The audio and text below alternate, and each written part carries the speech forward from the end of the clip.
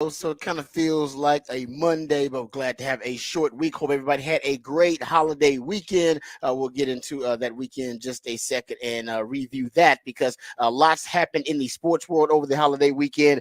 The Celtics are now headed to the NBA Finals. They are not sure who their opponent is. Well, they're not exactly positive who their opponent is, but we got a pretty good idea. The Dallas Mavs are up 3-0 in their series in the Western Conference Finals. We'll talk about that. So they could do something that Luka has never done before, which is playing his first NBA Finals.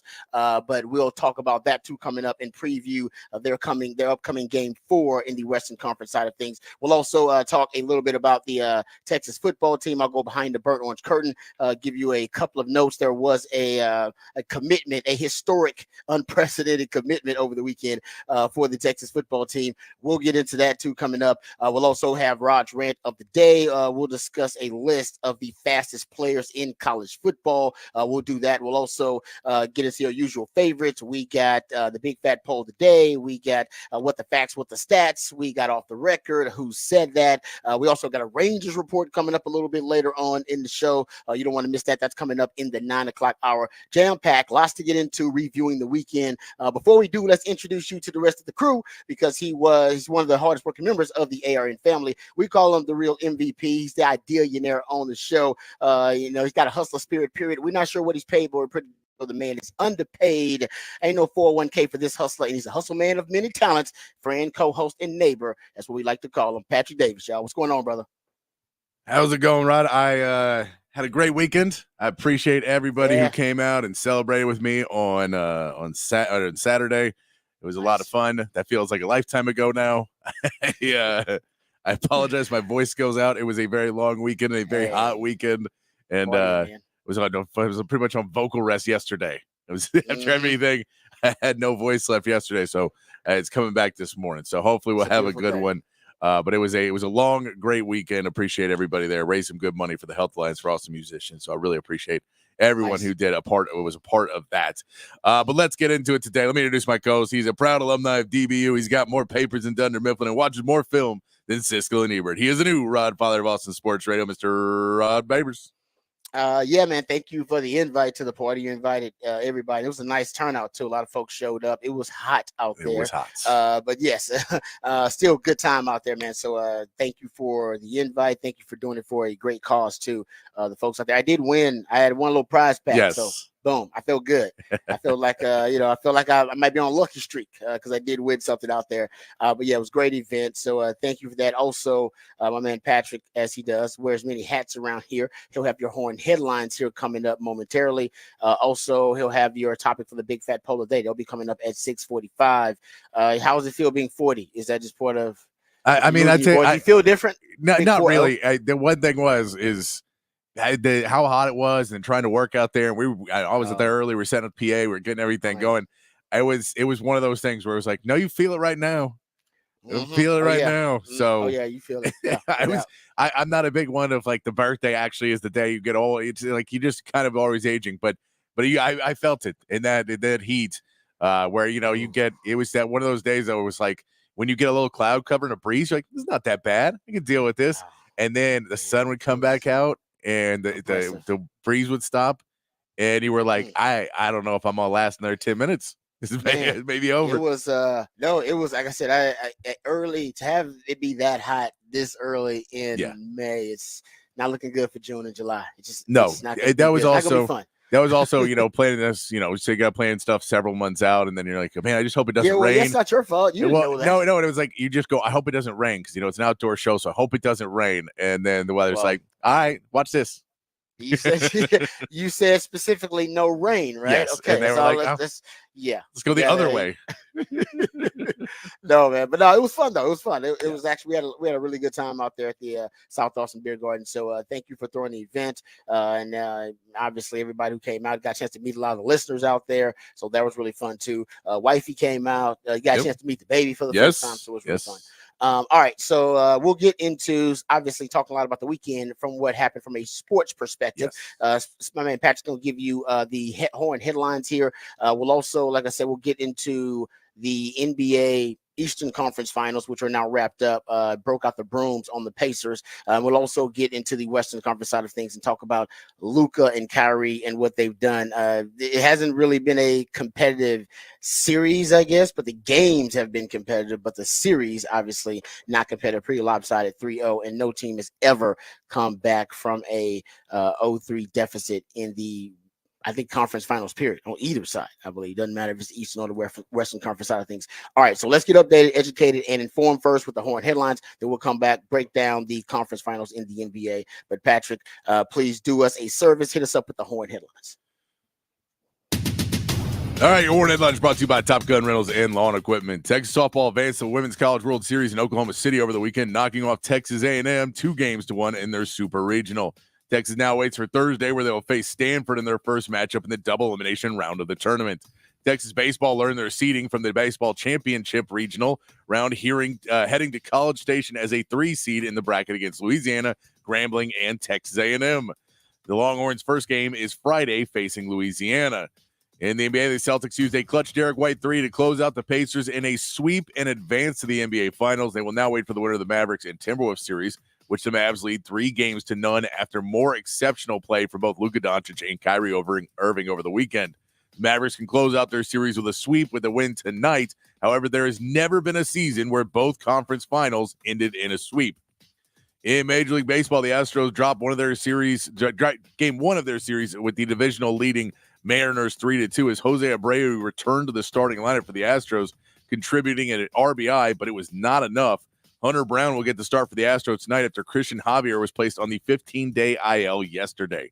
The Rangers face off with the Diamondbacks in a 2-game mini-series rematch of last year's World Series starting today.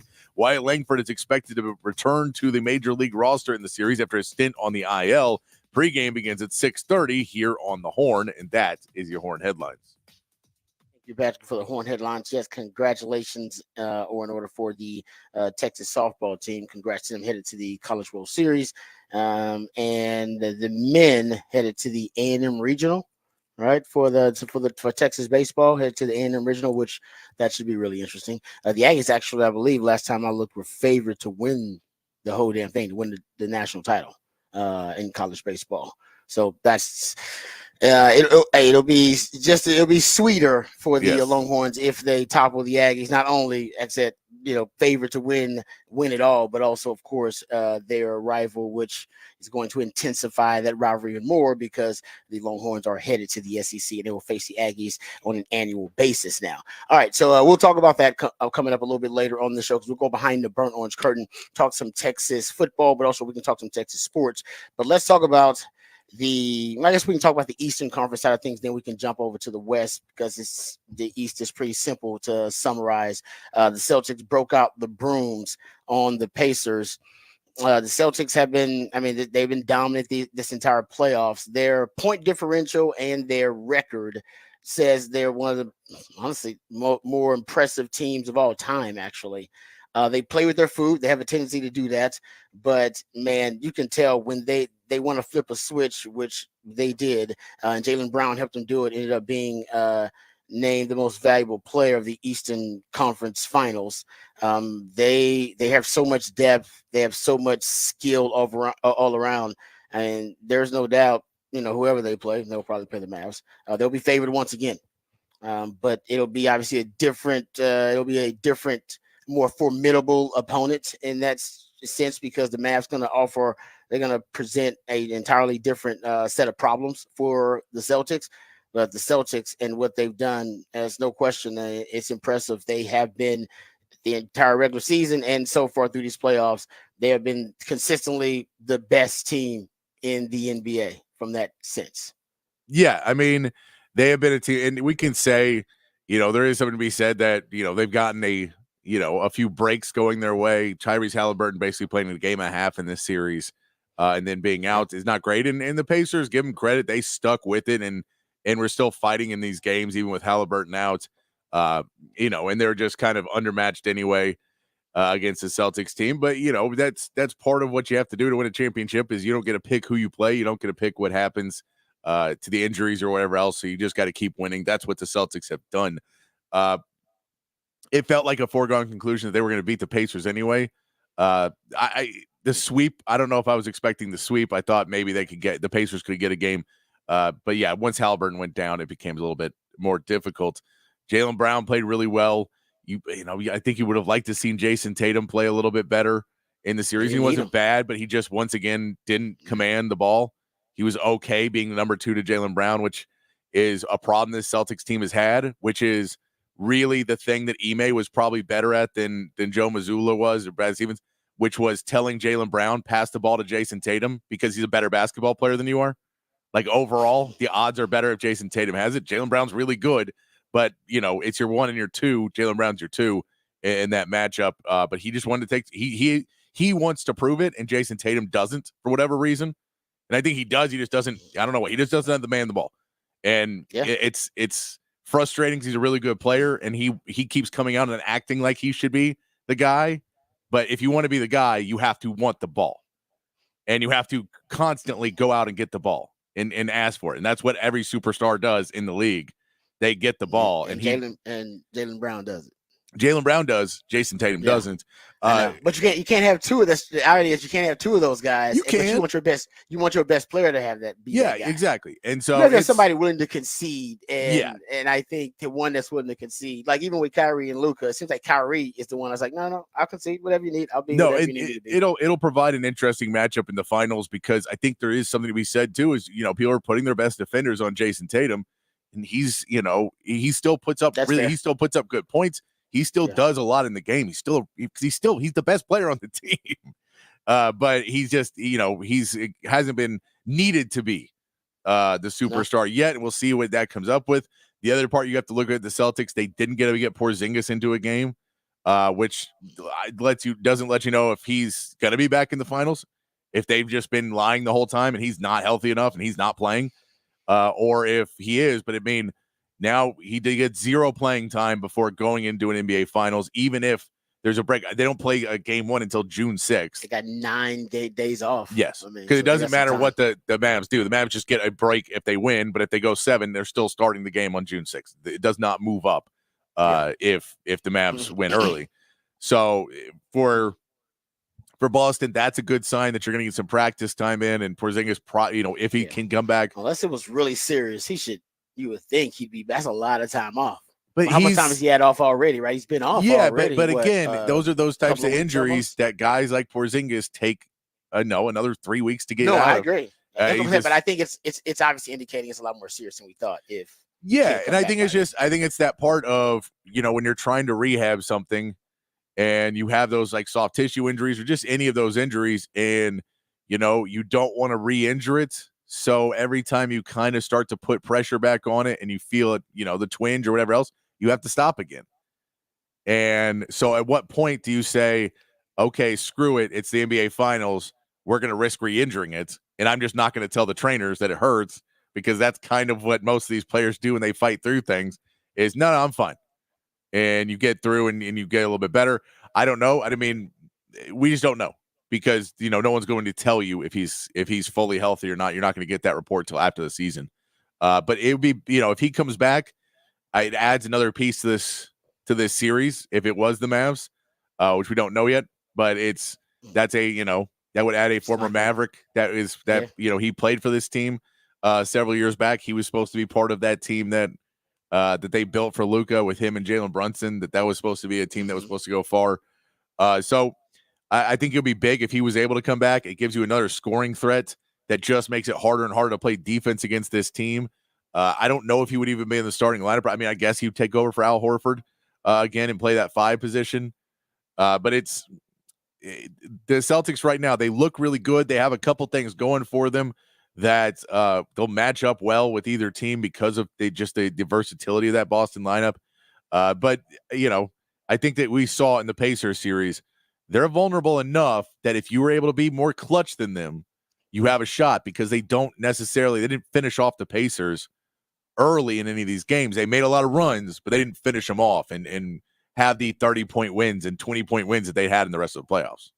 Yeah, no, they get distracted. There's no doubt about that. Like I said, they have a tendency to play with their food. This was I don't know if you can describe it. It seemed like it was a close sweep, if that makes any sense.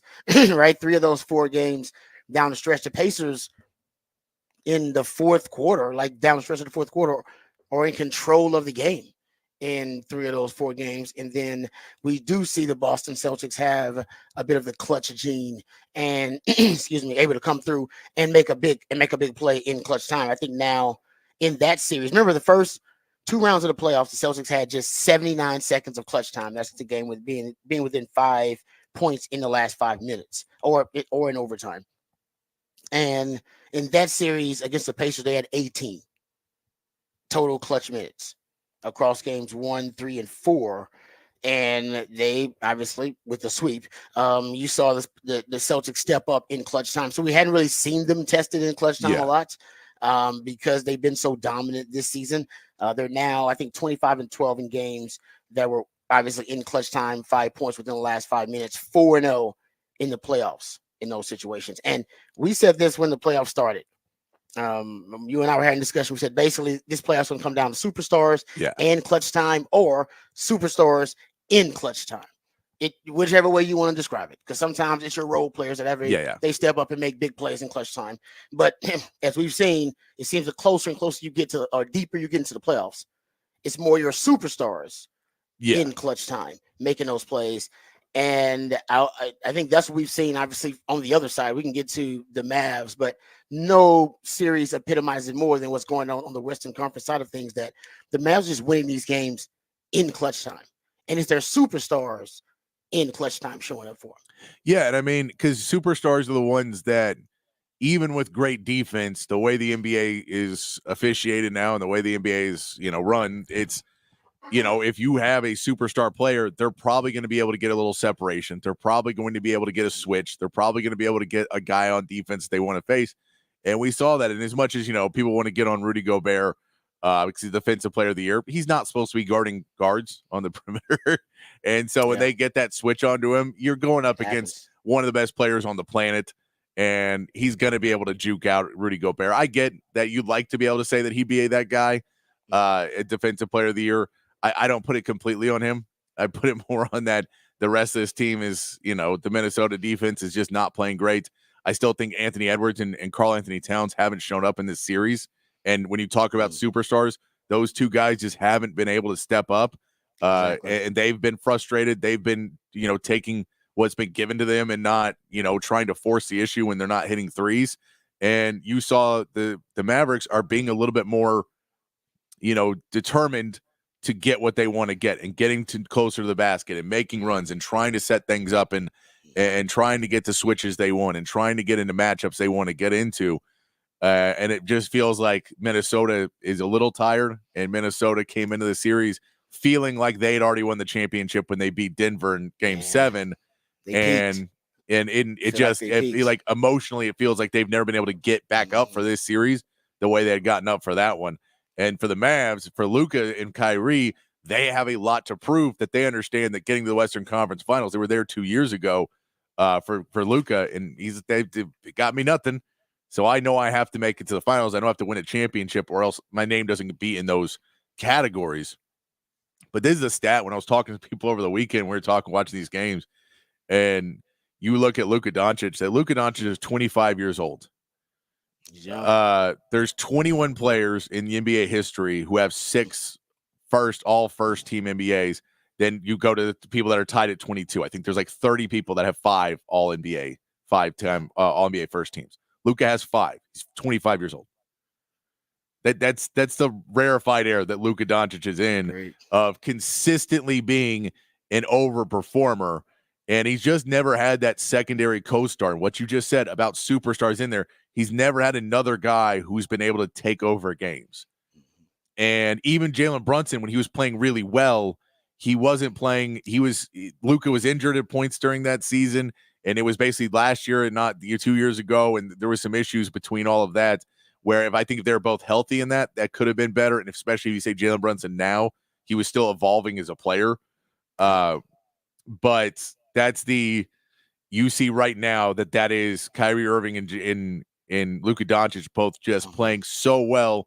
And you add in PJ Washington and Daniel Gafford now, who are trade deadline acquisitions, who just want to prove that they want to win, and 2 guys that have been stuck on really bad teams with really bad culture and and losing ways that they're just so excited to be a part of a winning team right now that they're playing much better basketball. Derek Lively, who had to leave the game with that injury, and we don't know if he's exactly how bad it is on the concussion protocol and all of that, but I Derek heard he Lively. wasn't here. I'll give you an update because I just saw it. Okay. Yeah, because here it is from Adrian. Whoa, she said test returned okay on Derek Lively on his neck, but his availability for Game 4 remains unclear.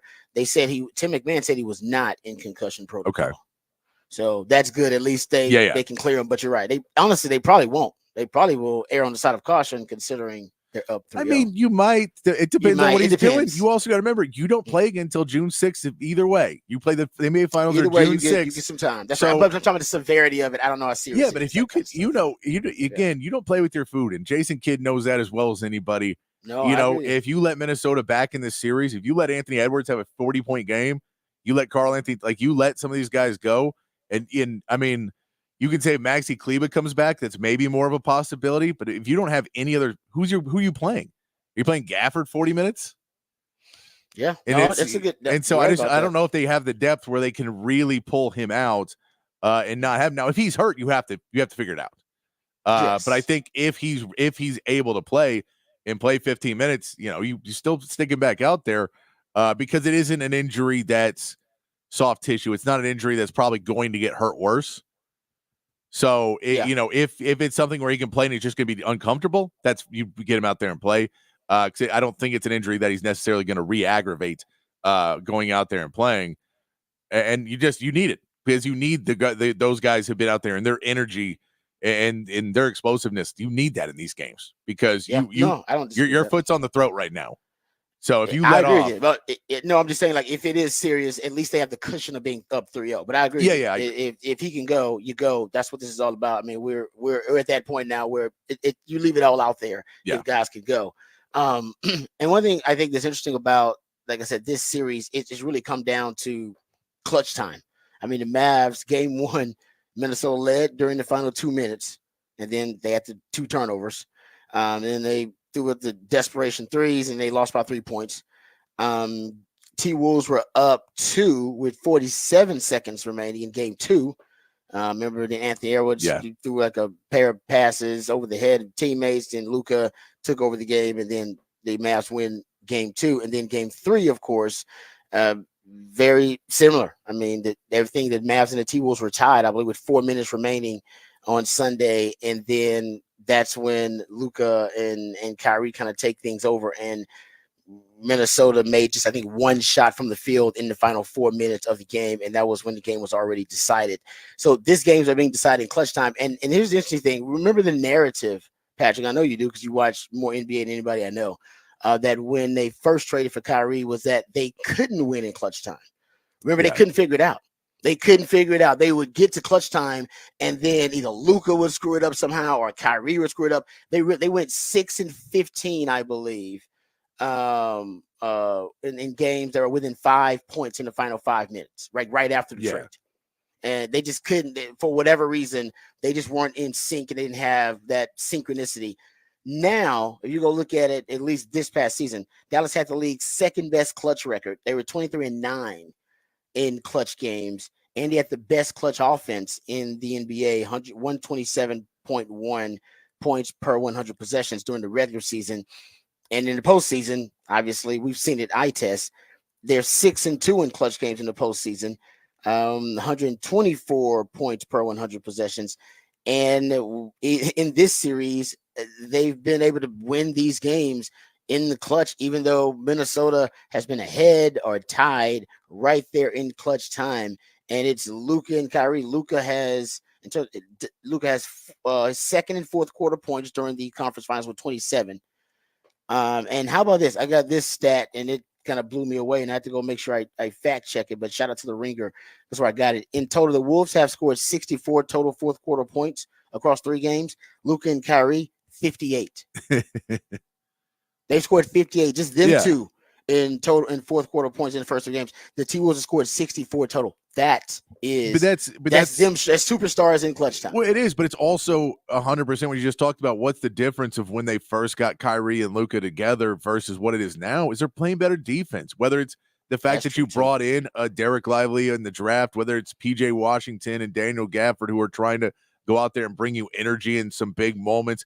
Derek Jones is playing that here, but it's really Luka and Kyrie playing much better defense themselves. You get stops, you score. It's easier to score off a stop than it is off a make. That's just basketball 101 because you're coming back on transition defense. You get different matchups.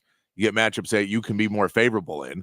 You also feel better. You're also everybody's involved in the game on both ends now because you're focused on it. So you're not checking out for, you're not trying to play chess, thinking, when you're on defense and instead of watching your guy, you're thinking about, well, when I get back down there, I think they're going to switch me over to this guy. And instead of being in the moment, you're trying to think what could happen. And then you come down and they guard you differently. And now all of that stuff. And so it throws you off. There's just a lot of stuff. You just stay in the moment and focused, you can play better basketball. And Luka's doing that at least at the end of games now. Defensively, he's still not a great defender, but he's putting more effort out at the end of these games defensively. And Well, it their shows on basketball both IQ ends. is so high. Yeah. So they don't have to be great defenders necessarily technique-wise, fundamentally, but their basketball IQ is so high, they can be in the right spot and that's to disrupt and that's things. part of it. That's part of conversations that Luke and Kyrie had over the offseason about, if you want to win titles, this is what you have to do. People don't win titles being the best offensive player and no defense. Usually you have to have defense. And if you do that, you probably got 3 or 4 other really good defenders on your team. And so I think they both stepped that part of their game up a little bit, and it shows in clutch time because they're being able to play both ends of the court, staying in it, staying happy, smiling basketball, smiling Luka is the guy you don't want to see out there. And it's shown because their clutch right now is, that as we saw in the Eastern Conference Finals, especially when Tyrese Halliburton went out, the Pacers just weren't able to close those games out. They didn't have the guy. Miles Turner didn't have the series he needed to have. Pascal Siakam played pretty well in those moments, but you needed a Tyrese Halliburton to come out and hit a couple big threes, and maybe you win a game in that series. Maybe you win 2, but probably you win 1, right? But for Minnesota, they need Anthony Edwards and Karl Anthony Towns to be those guys. That's who's supposed to be clutch for them, and both of their legs are gone, especially Anthony Edwards by this whole series, but in the fourth quarter because he's trying to guard Kyrie and they're just running around on him. Yeah, no, I mean, and that's been the story of the series. It really has been. How about this stat for you? Okay, so the Mavericks are the first team to take a 3-0 series lead despite trailing in the final 5 minutes of the fourth quarter in each game. That's crazy. Sorry, this is in the play-by-play era, so since 1997-98. But still, they've outscored Minnesota by 24-11 margin in the final 3 minutes of the 3 games. I mean, that's the series in a nutshell. It really has been. Minnesota, they've obviously, I think, had an off series so far. Their superstars haven't had great performances. Anthony Edwards has been off, so has Cat. A lot of that is, you got to give credit, is due to the defense and the defensive identity of the Mavs. But they still have had the chance to win these games in clutch time. We've seen it. You watch a lot of NBA. You've seen superstars and stars have bad games and then literally show up in clutch time. Yeah. And that's all they did. That happens a lot in the NBA. And the Minnesota Timberwolves have had those types of opportunities and they still haven't gotten it done. And a lot of it has been, they've been their own worst enemy in clutch time, but you got to give the Mavs a lot of credit for them to flip the narrative the way they did. I remember us on this station having that discussion about, oh man, the Mavs, it's so crazy. It's so weirdly, Shakespearean. What a tragedy it is that they have 2 of the best players, most skilled, what would you call it, the most skilled backcourt in NBA history, one of the most skilled backcourts in the history of the NBA, and yet they can't seem to figure it out in clutch time. And now nobody's better in clutch time than the Mavs. Yeah, it's an impressive turnout, but that's what you have to do when you want to be a champion. And that's what we talk about, the difference of Kyrie, where you really see that difference of the leader and the player you wanted to get, that they wanted to get in Boston, that they wanted to get in Brooklyn, and that the Mavs are finally getting as a leader of a team and somebody who in the offseason, him and Luka worked on things to figure out, and they finally got that Kyrie, and you see with the results. I've had women like that in my life where I see them later. I see them, like 6 years later. I'm like, I thought you were gonna turn into that. That's why I picked you. That's why I wanted to date you. I saw that woman in you, but I got you way too early. I got you in your party girl phase, or I got you in some. It happens to men too, by the way. I'm sure women are like, hey, you see him later on, you see him on Facebook, on social media, on Instagram. You're like, that's the man that I wanted to marry. That's him.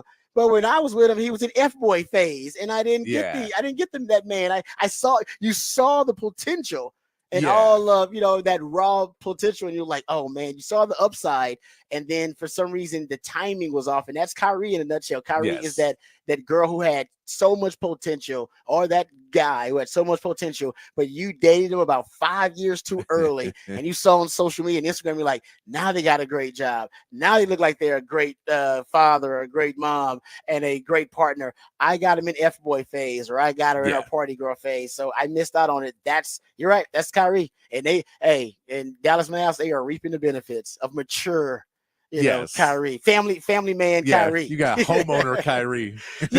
Got a mortgage. Yeah, it's right. He's got a good credit score, Kyrie. It's like, man, I was wishing you weren't worried about that kind of stuff, but you see him later, you're like, okay, well, at least I got you. At least you realize you had good taste. You're like, hey, I knew that person, or at least that player was there. I knew he had that kind of upside. The timing. Sometimes the timing's just bad. You just get them too early. That's a great point about Kyrie, though. And I'll say this: I'll give.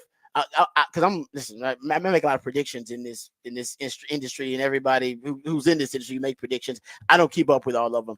I'm sure I'm probably 50% on predictions or something like that for football or for basketball. Two of the predictions I made about the NBA prior to the season, I said Wemby was going to win Defensive Player of the Year. I was wrong about that, but I really was. I was wrong on the prediction, but I believe my gut feeling was right about Wemby, that he was, and I think toward the end of the season, my gut feeling was right there. Oh yeah, he's the most the most ridiculous, freakish athlete that we've ever seen play defense. We've never seen somebody with that kind of frame, with that skill set. So I think my gut feel, and I'll say this about Luka, my prediction was he was going to win MVP. I was wrong in my prediction, but my gut feeling was right, and my gut feeling was this was the year he was going to ascend to show the NBA world that he was the best player in the league.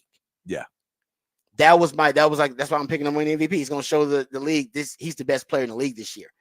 Didn't happen because he didn't win MVP, but I still think my gut feeling was right. I still think he may end up showing everybody that he's the best player in the league when it's all said and done. We talked about this at the MVP. You don't win the MVP normally in one season. Great point. Yeah. And it's kind of the playoffs before into it. That's one of the reasons Jokic wins the MVP this year again, is because he wins the title last year. And it kind of boils over and rolls over into the next season. So I if Luka goes and makes that run, then that next year you've now set yourself up for it in the bag. But you have to be able to do it. And so last year, after they get to the Western Conference Finals, he was a little bit closer to it. But then the early exit last year means that they don't get. He doesn't have the same respect going into the season. They think he's an outlier. Because they say, well, he's not clutch. One-hit wonder. They say, well, him and Kyrie, that's not a clutch backcourt, so we can't say he's the best player. Best player's got to be clutch. I mean, that's why Jason Tatum wasn't in the top 3.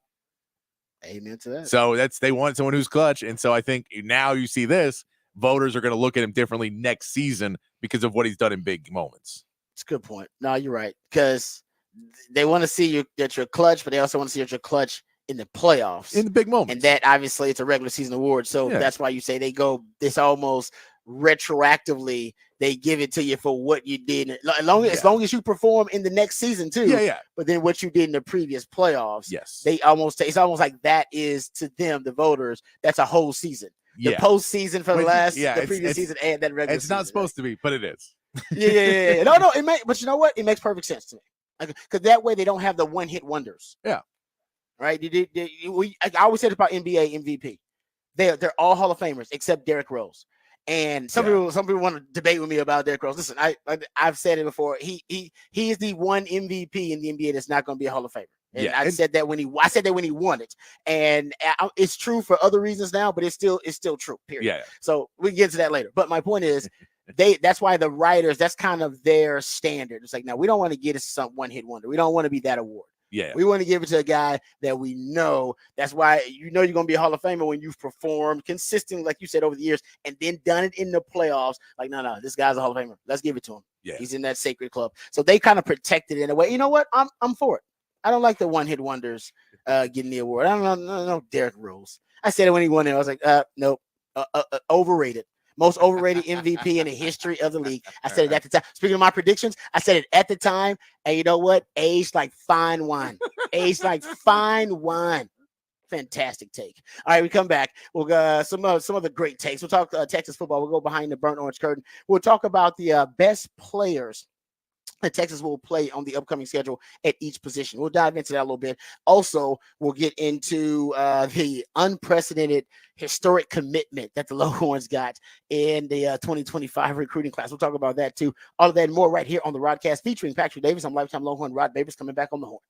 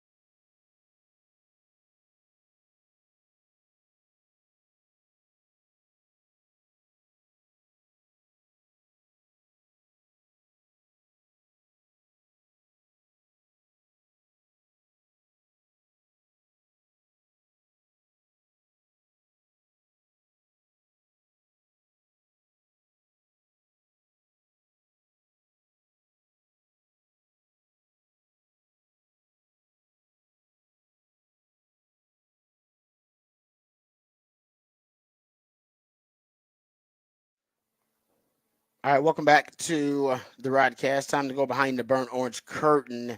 We don't talk a ton of recruiting on this show, but I just thought this story was really interesting. So, in the 2025 class, Texas over the weekend got a commitment, well, three commitments from a set of triplets, which I don't know if that's ever happened in the history of modern recruiting. Now, two of them are scholarship players, offensive linemen. Jordan Coleman, 6'6", 340, and Devin Coleman, 6'5", 335. And then their other brother, Isaiah Coleman, is going to be a preferred walk-on, I believe, for the Longhorns. Even though it says that he got other offers, I think he just wanted to be with his brothers, triplets. So the Coleman triplets from Cedar Hill committed to Texas. They're in that 2025 class. That is, I don't know if that's ever happened before. I mean, like I said, I would love for some. I've asked all the recruiting guys that I know, and they're like, no. First of all, the odds. Just think about it. The odds of having triplets who can all play at the college level to an elite level, and then them all deciding, oh, we want to play together. That's crazy. That's pretty wild. And I would love to know what Mama's grocery bill was, because that's wild. They all 300 something triplets. Whew. That's a That's lot of work do for you Mama. remember Mm. the movie Me, Myself, and Irene? Yeah. And Jim Carrey's three kids? Is Yeah. that what we got? No, man, you might have something like that. I don't even know. Like I said, I got to do some research to find out if they're the only siblings or they got some other ones. But triplets that committed Texas. I've always said this too.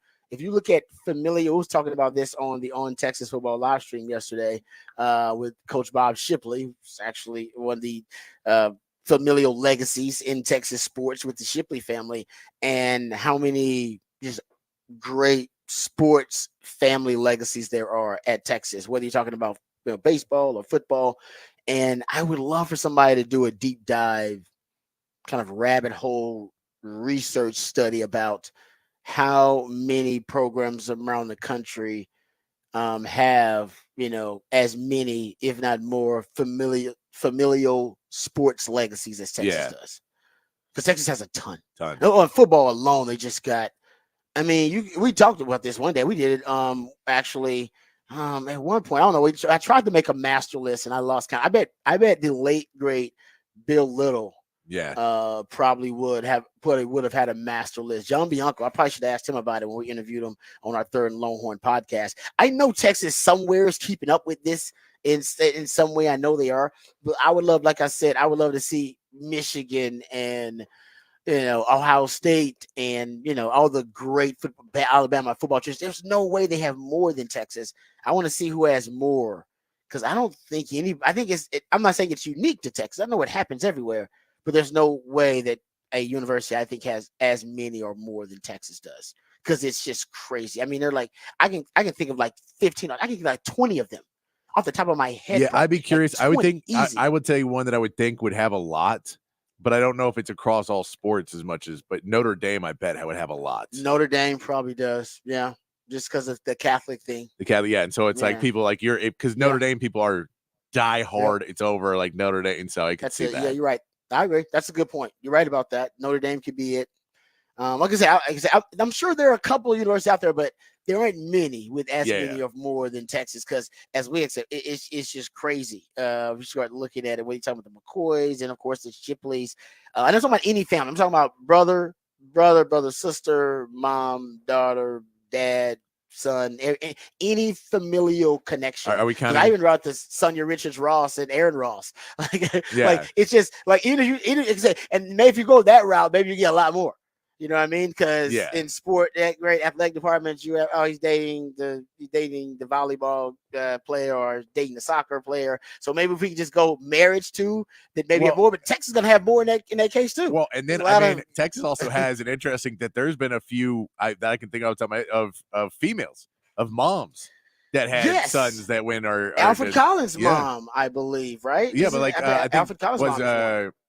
Greg Brown. I think his mom did. But yeah, been a few where you say their moms Oh, were you're right. playing. Greg Brown's mom, because Greg Brown. I played with Greg Brown, and Greg Brown's dad played football, and his mom played volleyball, if I'm not mistaken. Yeah, Yeah. So no, you're right. But my point is, I don't know. I want somebody to do it. I'm too lazy. I don't have the time. All right. So somebody out there dive into this. This is an interesting research study that you could do, and I would love to see it. Anyway, but I mean, because they get another one. I mean, they're getting triplets now, and that's another one they're gonna have. They just have. There's so many of them that I kind of lose count. I mean, you just really they kind of go under the radar, and we forget all about them. Yeah, all right, I'll make a list. I'll start making a list, but send me some of yours too on the text line 512-447-3776 so I can start making my master list. And if they're not on it, I'll check them off. But it's so many of them. I think it's something that Texas should take more pride in. All right, let's talk about Texas' upcoming opponents. I wanted to get into the best players at each position that Texas is going to play coming up. So we won't have time to go through offense and defense. So hopefully we'll just go through offense here. But the best quarterback they're going to play, there's no doubt, is Carson Beck. When Georgia comes to down. Carson Beck is right now, he is the Heisman favorite and the favorite to be the number one quarterback. I'll take it. I believe the number one overall pick, actually, too. All of those things. That would be the best. I can't think of the last time Texas played a quarterback. Joe Burrow? Yeah. Huh? Joe Burrow? No, it was Bryce Young. Bryce Young. Came. Well, right, because he went number one overall. So that Bryce Young. Yeah, so Bryce Young. Last time. Yeah, then we had Joe Burrow before that. You had Joe Burrow before that. So yeah, it's happened. It's happened. I mean, it's happened more recently, I think, than it happened for a while. It's happened more recently. But yeah, for them to have, and they might be the number one team. That hasn't happened for the number one team with the top quarterback. Yeah. But that's gonna be the best quarterback you play. There's no doubt. And he's legit. He processes really well. From what I've watched, I'm starting to dive into Texas' upcoming schedule and look at some upcoming film on opponents. He's the real deal. Calm, cool, and collected. Doesn't really panic. And like I said, the best thing about him is he's a timing and a rhythm pass, but he gets the ball out so quickly. Best running back they're going to play. This is interesting. It could be Trevor Etienne. He was at Florida and now he's at Georgia. Yeah. Donovan Edwards was on the cover. Now Donovan Edwards was on the cover of the damn video game from Michigan, but I don't know if he's. Go look at Donovan Edwards, kind of stats and tell me if you're impressed. I mean, I liked him when I saw him, but he could be in the conversation. I mean, he was a number 2 back last year, though. That's what I'm saying. Like, exactly. So I like what I see in terms of productivity wise. I don't know if you want to say that he's better than some of the other backs, you could just throw that out there. But eye test, but productivity wise, you can't make that case. Because there's some other guys who had just as much productivity. And I said Trevor Etienne may be in that list, Montrell Johnson Jr. from Florida, but Donovan Edwards is probably the most notable because obviously he was on the video games, considered one of the best. And may have one of the best offensive lines to push through as well. Yes, no doubt about it. Matter of fact, we'll get to that. Best wide receiver Texas is going to play. This is kind of interesting because a lot of the wide receivers in the SEC were seniors last year. Nick Anderson from Oklahoma could be one of those guys. He had 10 touchdowns last year at wide receiver for Oklahoma. He's a really good wide receiver prospect, young. Right? I don't even know if he had 40 receptions total, but he really was productive for them. He one of those guys. There's a young man from Colorado State, Torrey Horton. Go look him up. He's about 6'2", about 190. Extremely productive. In terms of productivity, he's the most productive wide receiver Texas is going to face. Over 1,000 yards, I believe 90 receptions. I mean, he was just really, really productive, if I'm not mistaken, like for them. So, and he came back. I believe he's going to be a super senior because he decided to come back. This guy's going to play on Sundays. He could be, considered the best wide receiver Texas may face as well. Barian Brown from Kentucky is one of the fastest wide receivers they'll face. Tight end, it's it's Colston Loveland. He's the Michigan tight end. He's considered an elite tight end, probably the best tight end in the country. So you'll face the best tight end in the country when you play Michigan. Best tackle, actually Trey Zune at A&M. And Ernest Green of Georgia. Ernest Green is young, but he's considered a phenom and a prodigy. A&M's got a really good tackle as well. Like I said, Trey, I believe is Zune is how you pronounce his name. I could be off about that. Their best interior offensive lineman Texas will face. Georgia's got a couple. Dylan Fairchild, Tate Radledge. Florida's got a good one in Jake Slaughter. So those offensively, those are the best players that Texas will face on the upcoming schedule. We'll do defense the next time we go behind the burnt orange curtain. All right, we come back though. Let's get into the topic for the big fat poll of the day, which is always an interesting conversation. And then we'll also learn about the musically themed day of the week, one of my favorites from my man Patrick Davis. All of that more right here on the Rodcast, featuring Patrick Davis on Lifetime Longhorn Rod Babers. Coming right back on the horn.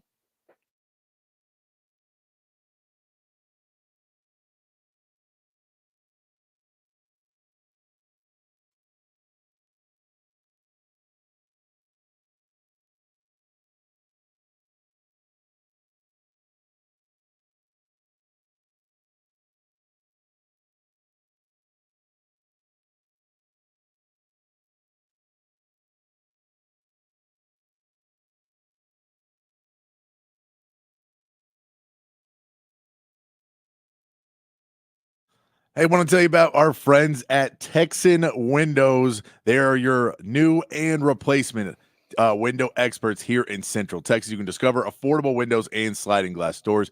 If you're looking to enhance the curb appeal of your home, maybe change the operation of your windows, maybe you've got some windows that you never use, you're ready to turn those into some beautiful picture windows, or you just maybe repainted and are looking for some windows that fit your style a little bit better, you can get all of that done with Texan Windows, but it's not just about the look.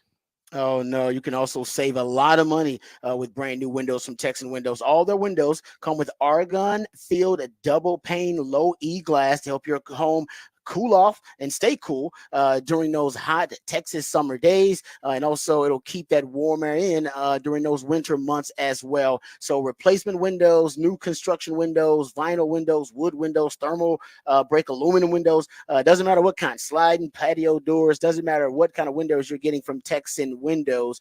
It'll help with energy efficiency, and that energy efficiency will save you money annually, folks. Trust me, I'm a ball on the budget. I appreciate that. Also, I'm a brand new father. I got an 8-month-old in the house, so I'm starting to look at all the windows, make sure they're childproof. Want to make sure that all of the latest safety protocols are engaged with our windows. And if you have older windows, like I do, you also need to look up Texan Windows to make sure that your family is safe. To make sure that they have the top safety technology, and Texan Windows can guarantee you that as well.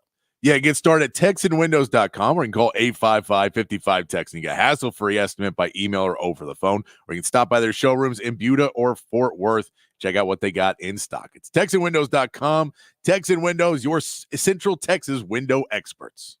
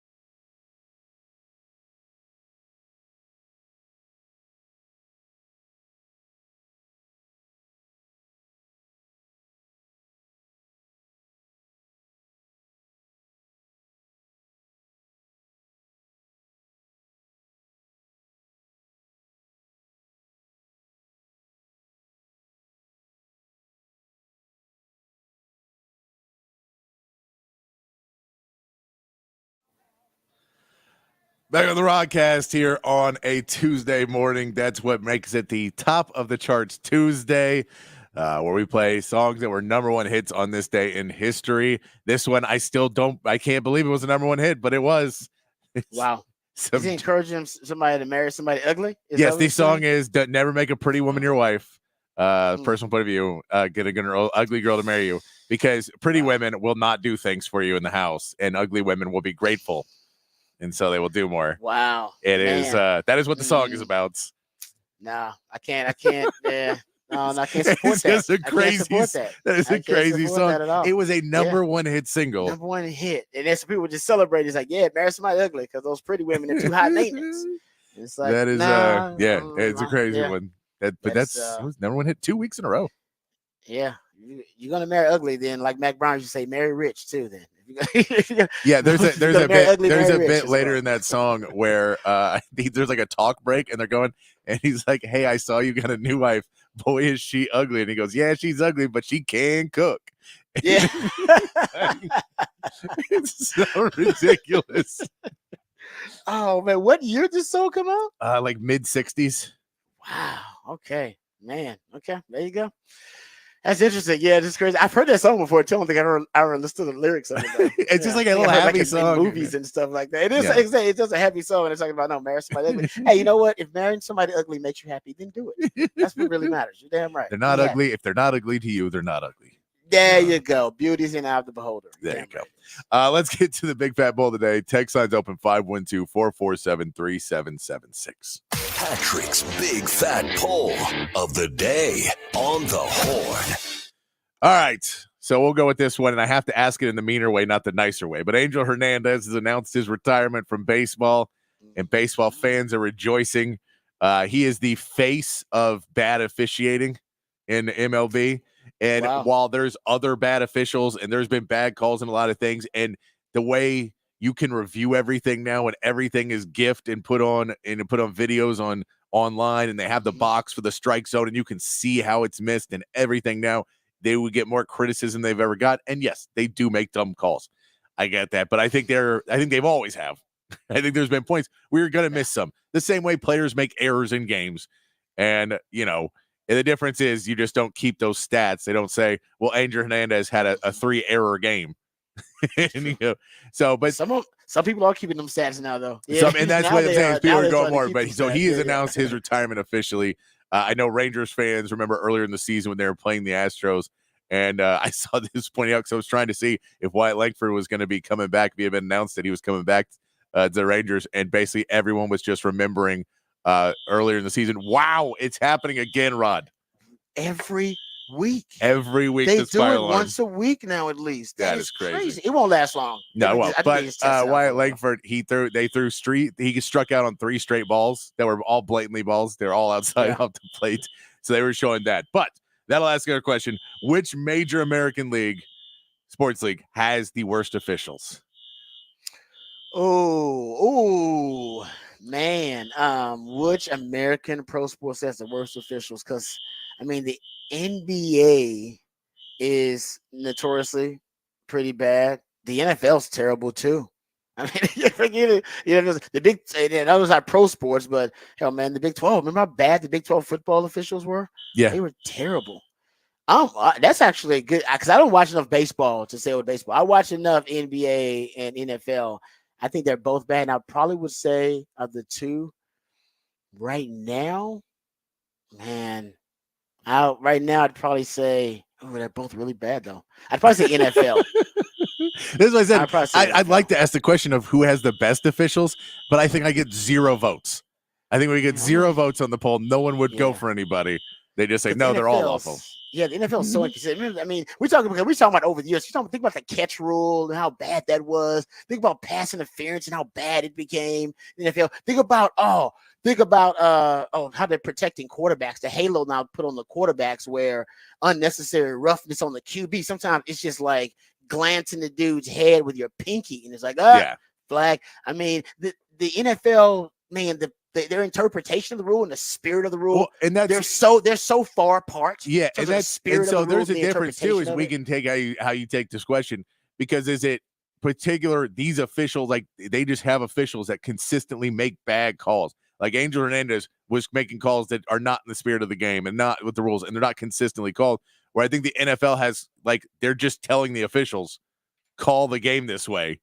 And so the officials doing what their job is.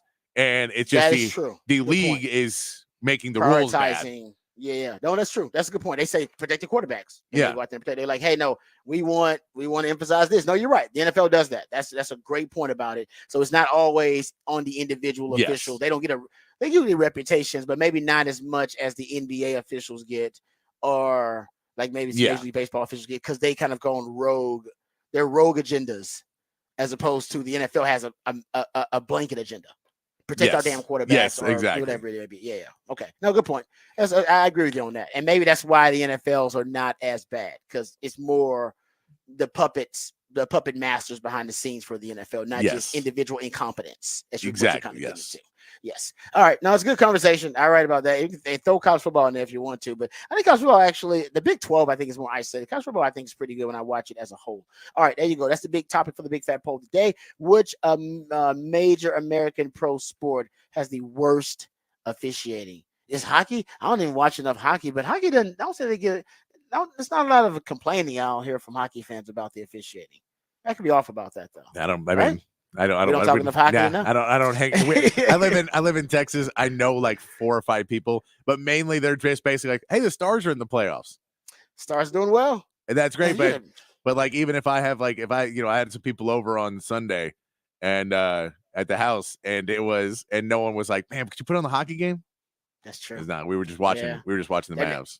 Yeah, that's a great point. That's a great point. You're right about that. My circle, nobody ever comes over and is like, "Hey, you watch," or get the text about the hockey game. No, I don't. I'm not in that group. I know those people exist. I'm not in that group. Yes, that's a great point. Great point. All right, we come back. We'll get into some more NBA discussion. Rod's rant on the other side. We'll talk about the fastest players in college football. Lots to discuss. More Horn headlines. Lots to discuss coming up right here on the Rodcast, featuring Patrick Davis. I'm lifetime Longhorn Rod Babers coming back on the Horn.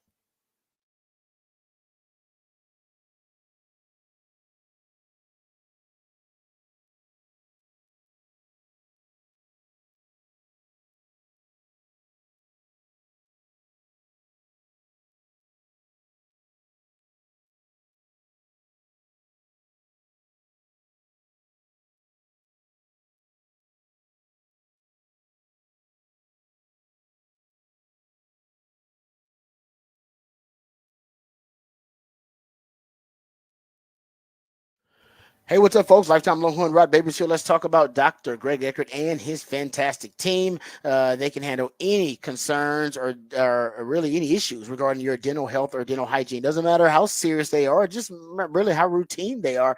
Dr. U is the dentist that you want to go to. Trust me on that. Dr. U helped me out. I owe him and his team a huge debt of gratitude. As a matter of fact, I went in there for a routine checkup just to get a cleaning and a checkup. During that checkup, they found that my wisdom teeth were growing in sideways. Had to take care of it quickly to make sure it didn't become a more problematic issue. And they acted quickly and made sure that I was comfortable with the entire process, putting me at ease, made sure that the procedure was scheduled, got it done. I was back at work within a couple of days. And thanks to Dr. Yu and his team, my dental health and dental hygiene have never been better. And they can do the same for you. It doesn't matter. Hopefully, it's not getting all your wisdom teeth removed, but any general dentistry, teeth whitening or dentures or porcelain crowns, veneers, dental implants, full mouth reconstruction, even root canal therapy, whatever it takes to ensure you're getting the best quality dental care available. That's what Dr. Eckert and his team are all about. And they also specialize in easing your dental anxiety. I know a lot of you out there have dental anxiety. I'll just tell you a quick story. Last time I was in there with Dr. Yu and his team, I actually fell asleep in the chair. I'm not making it up. I was getting work done, fell asleep in the chair, had to be woken up multiple times. That's how at ease, right? They can put you, right? That's how they can make sure that you're comfortable, and you will be very comfortable with Dr. Yu and his team. So, folks, head on over there or give them a call today. Also, they can help you get a brand new smile in just one day. I talked about that. Permanently secured to your dental implants. No time spent without teeth. You'll get temporary fixtures until they can complete your permanent smile. You're going to smile again with confidence. Eat freely without pain or discomfort. It's a lifelike permanent solution. So if you've been told your teeth need to be replaced or you already have dentures, call Dr. Yu and learn about this revolutionary alternative to dentures. It's a complimentary consultation. So you got nothing to lose, but you got so much to gain. So give them a call, 512-345-3166. That's 512-345-3166. Or visit drueckert.com, drueckert.com.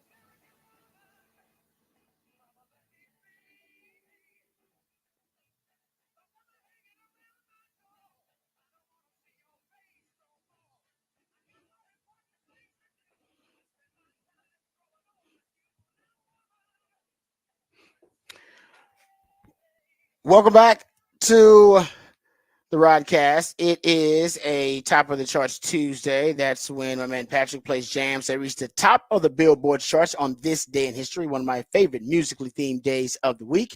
Also, my man Patrick comes up with the topic for the big fat poll of the day. And this topic actually is a pretty simple one, but I think a good conversation. Patrick, give the folks the topic for the big fat poll of the day. Big fat poll of the day today. Which American pro sports league has the worst officials? Yeah, it's a good question. It probably will depend on how much of that sport you watch. I think people basically will throw their favorite sport out there as the worst officiated sport. Is what I'm thinking. But that's the thing is, I don't know if it is. I don't think it's the NFL. And I get the NFL, because I do think there's officiating. I don't like the rules necessarily the way they do it. I don't like how they call grounding, but I think it's pretty standard. I don't know if I don't know how many times I can say in an NFL game that they don't call games completely how I think they're going to call them. It does happen, but I think it happens in other games more where I've seen officials really decide the outcome of games and really make big crucial calls where I feel like the NFL doesn't want that to happen as much. So they try to take it kind of somewhat more out of the hands of the officials at points. They try. But still, you've had controversial calls. At the you have. And you're going to, in any game. Yeah, in any sport, you're going to have those. But yeah, like the NBA, it's, I've seen games where, you put star players in foul trouble early in games. And you just go, you can't call ticky-tack fouls on stars because you're ruining the game. And so when you can adjust it, where in the NFL, even if you call 3 pass interferences on a guy, it doesn't mean now that your best DB is on the bench for the next 2 quarters. That's true. Where in the NBA, a bad ref can, basically completely swing a game because of putting someone on the bench. In terms of, and Major League Baseball, you can have a good pitcher, but if they shrink the strike zone, but now he's put everything over the plate, and now he's going to give up 10 runs because everything has to be over the plate. And so now you get to the bullpen earlier. And now, that's the whole point in baseball is to get to the bullpen. So there's points where I think you can swing it more So it maybe even if the officials are worse, it doesn't necessarily completely affect. Now there's big plays, there's huge plays where you can say a 60-yard pass interference in the NFL. It could be a big play, or giving them a 1st and goal on the 1-yard line. Those things. But I mean, there's also the rule of the fumble out of the end zone, which is still a weird rule that if you fumble the ball and it goes out the 1-yard line, you get the ball at the 1-yard line. If you fumble the ball and it goes out into the end zone, it's the other team's ball and it's at the 20. Yeah.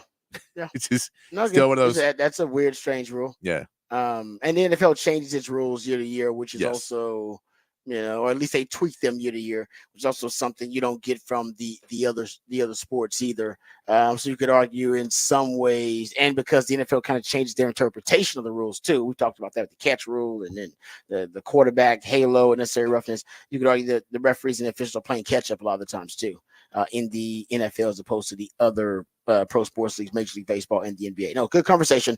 So we'll check that out. We'll get it up there at the Horns X account. Got to get that right. At the Horn ATX. But that's the topic for the Big Fat Poll today. We'll also get your Horn headlines here momentarily. Then we'll get back to some more NBA conversation because I believe we're very, very close to having our NBA finals matchup. We know the Celtics are already in, but no team in NBA history has come back from an 0-3 deficit in the conference finals. So I don't see the Minnesota Timberwolves being that team. They can make it interesting, though. No NBA team has ever come back from 3-0 in any series, I believe. In any series, period. Yes. Yeah. I don't think it's ever happened in the NBA. Yeah. So it's not likely that's going to happen, but they could make it interesting, I guess, and make this more competitive series. Yeah. But likelihood is that the Mavs are going to move on, and we'll talk about the Mavs and preview Game 4 of that matchup and review what the Celtics did to move on to the NBA Finals. But before we do that, let's get updated, let's get educated and informed on all the big stories of the day with my man Patrick Davis and the Horn Headlines.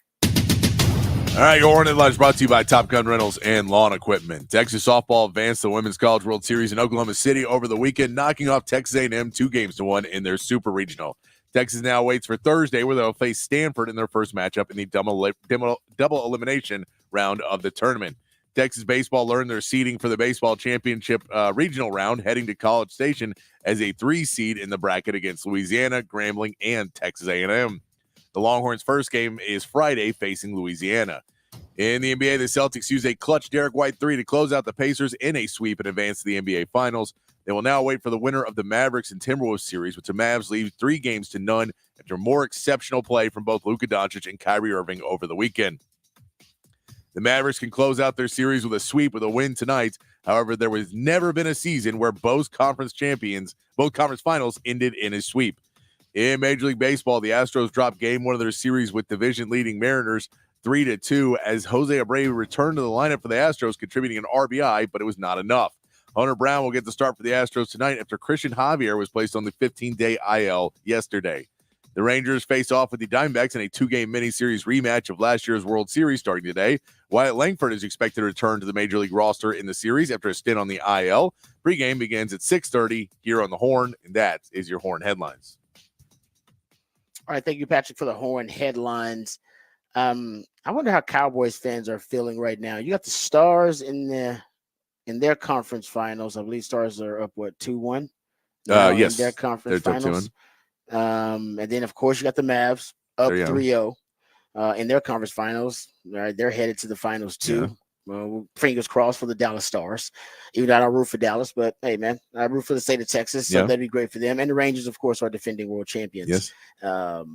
And right now, I think they're a little bit of a funk, but long season. So there's a hangover. I mean, the Diamondbacks are the same spot right now. So the Diamondbacks are 3 games below. The Diamondbacks are 25-28. The Rangers are 25-29. So these are both teams in the World Series. There is a hangover for it, especially when you win it. There's just going to be a hangover for a team because, especially for a young team that had never had that success, you basically play further into the season you've ever played. You have more success than you've ever had. Then you go off and celebrate and you kind of take your mind off it. And then you've got to get right back into it and you come out hot and there's just a hangover that's happening with it. Baseball is a very long season though. And I think Bruce Bochy knows well enough that he doesn't want to necessarily push back too hard yet. He will know when to start to push that button and start to really turn it back on the fact that the Mariners are not that far ahead, they're not that above 500, so it's not going to put you in a bad situation. No, for the I Astros wasn't criticizing the Rangers at all. I No, I agree know. with you. I'm just saying like it's a long season. It is a very long season, but no, they've already they were ahead of schedule last year. Yeah, my exactly. Point, and Yeah, they won. So my point is where the Cowboys fans now in terms of their psyche. It's been 28 seasons since their last conference finals appearance, and you go look at the first 30 Super Bowls. The Cowboys played for the right to qualify, all right, 16 times for the Super Bowl. That's I mean, basically damn near half of the time more than half the time, the Cowboys were playing in a conference championship with the right to qualify. In the last 28 Super Bowls, the Cowboys have played for the right to qualify 0 times. Let that sink in. But I mean, this is their year, though, right? I mean, yeah. I mean, if you listen to them, they're all in. But my point is like that. What, because all the, I mean, these are the same fans, most of them. All right, the Stars fans are Cowboys fans. Cowboys fans are Rangers fans.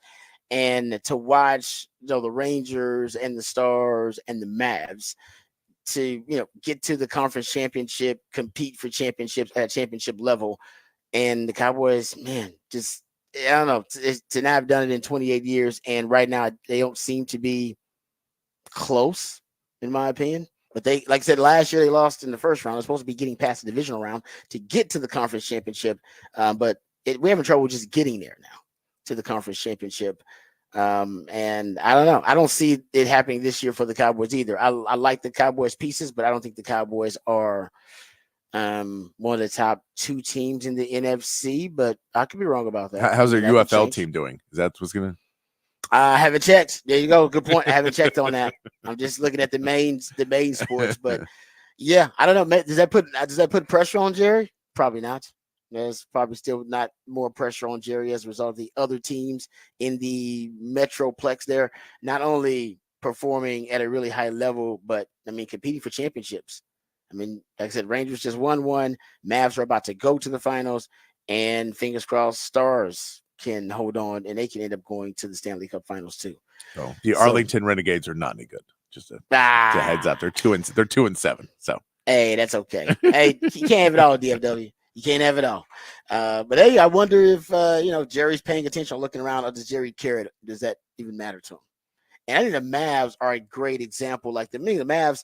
They've gone through several like incarnations of different teams with Luka. Luka's been there, what, 6 seasons? How long has Luka been there? 6 seasons with the Mavs? Yeah, right. Yeah, and 6 seasons, somewhere around there. But think about how many different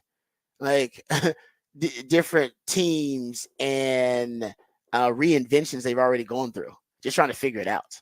You were talking about the Jalen Brunson stuff, and then the Kristaps Porzingis. I was like, damn, I forgot all about that.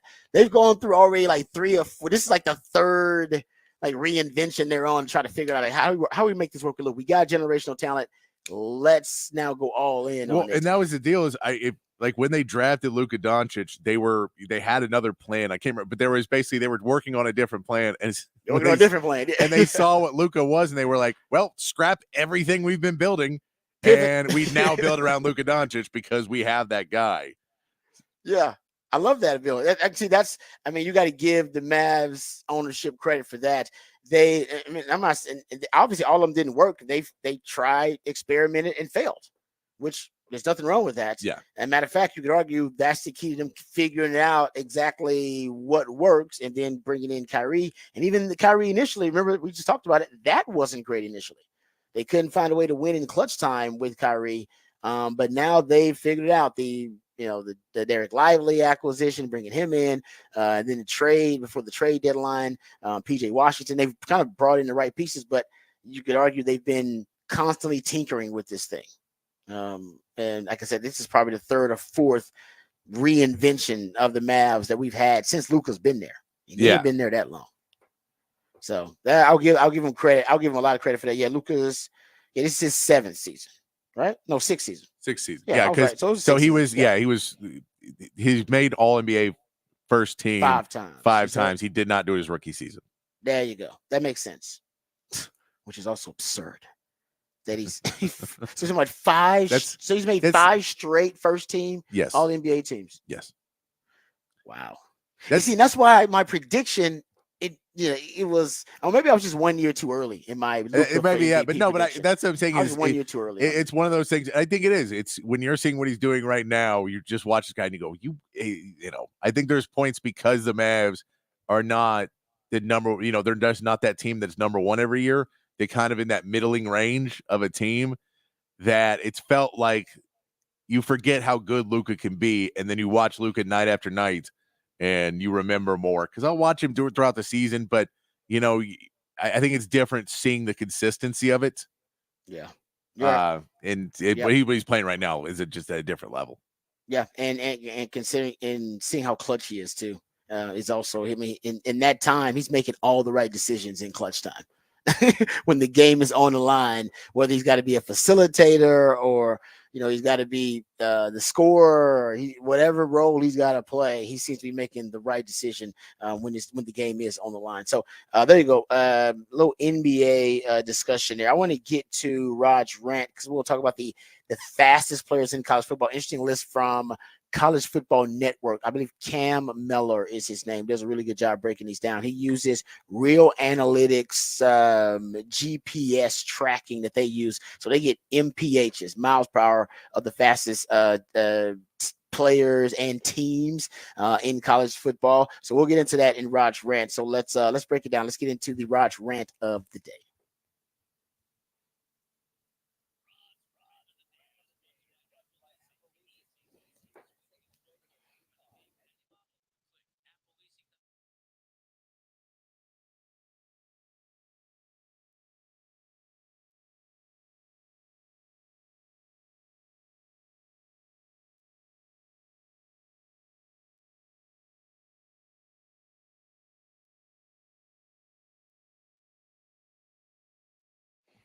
All right, welcome back to Raj Rant today. I want to get to this real analytics breakdown, tracking the fastest football players in college football for the 2024 season. Now, this is based on tracking data from 2023, and when they looked at it, they took out the data, the players that transferred, so that is taken into account. Transfers are taken into account.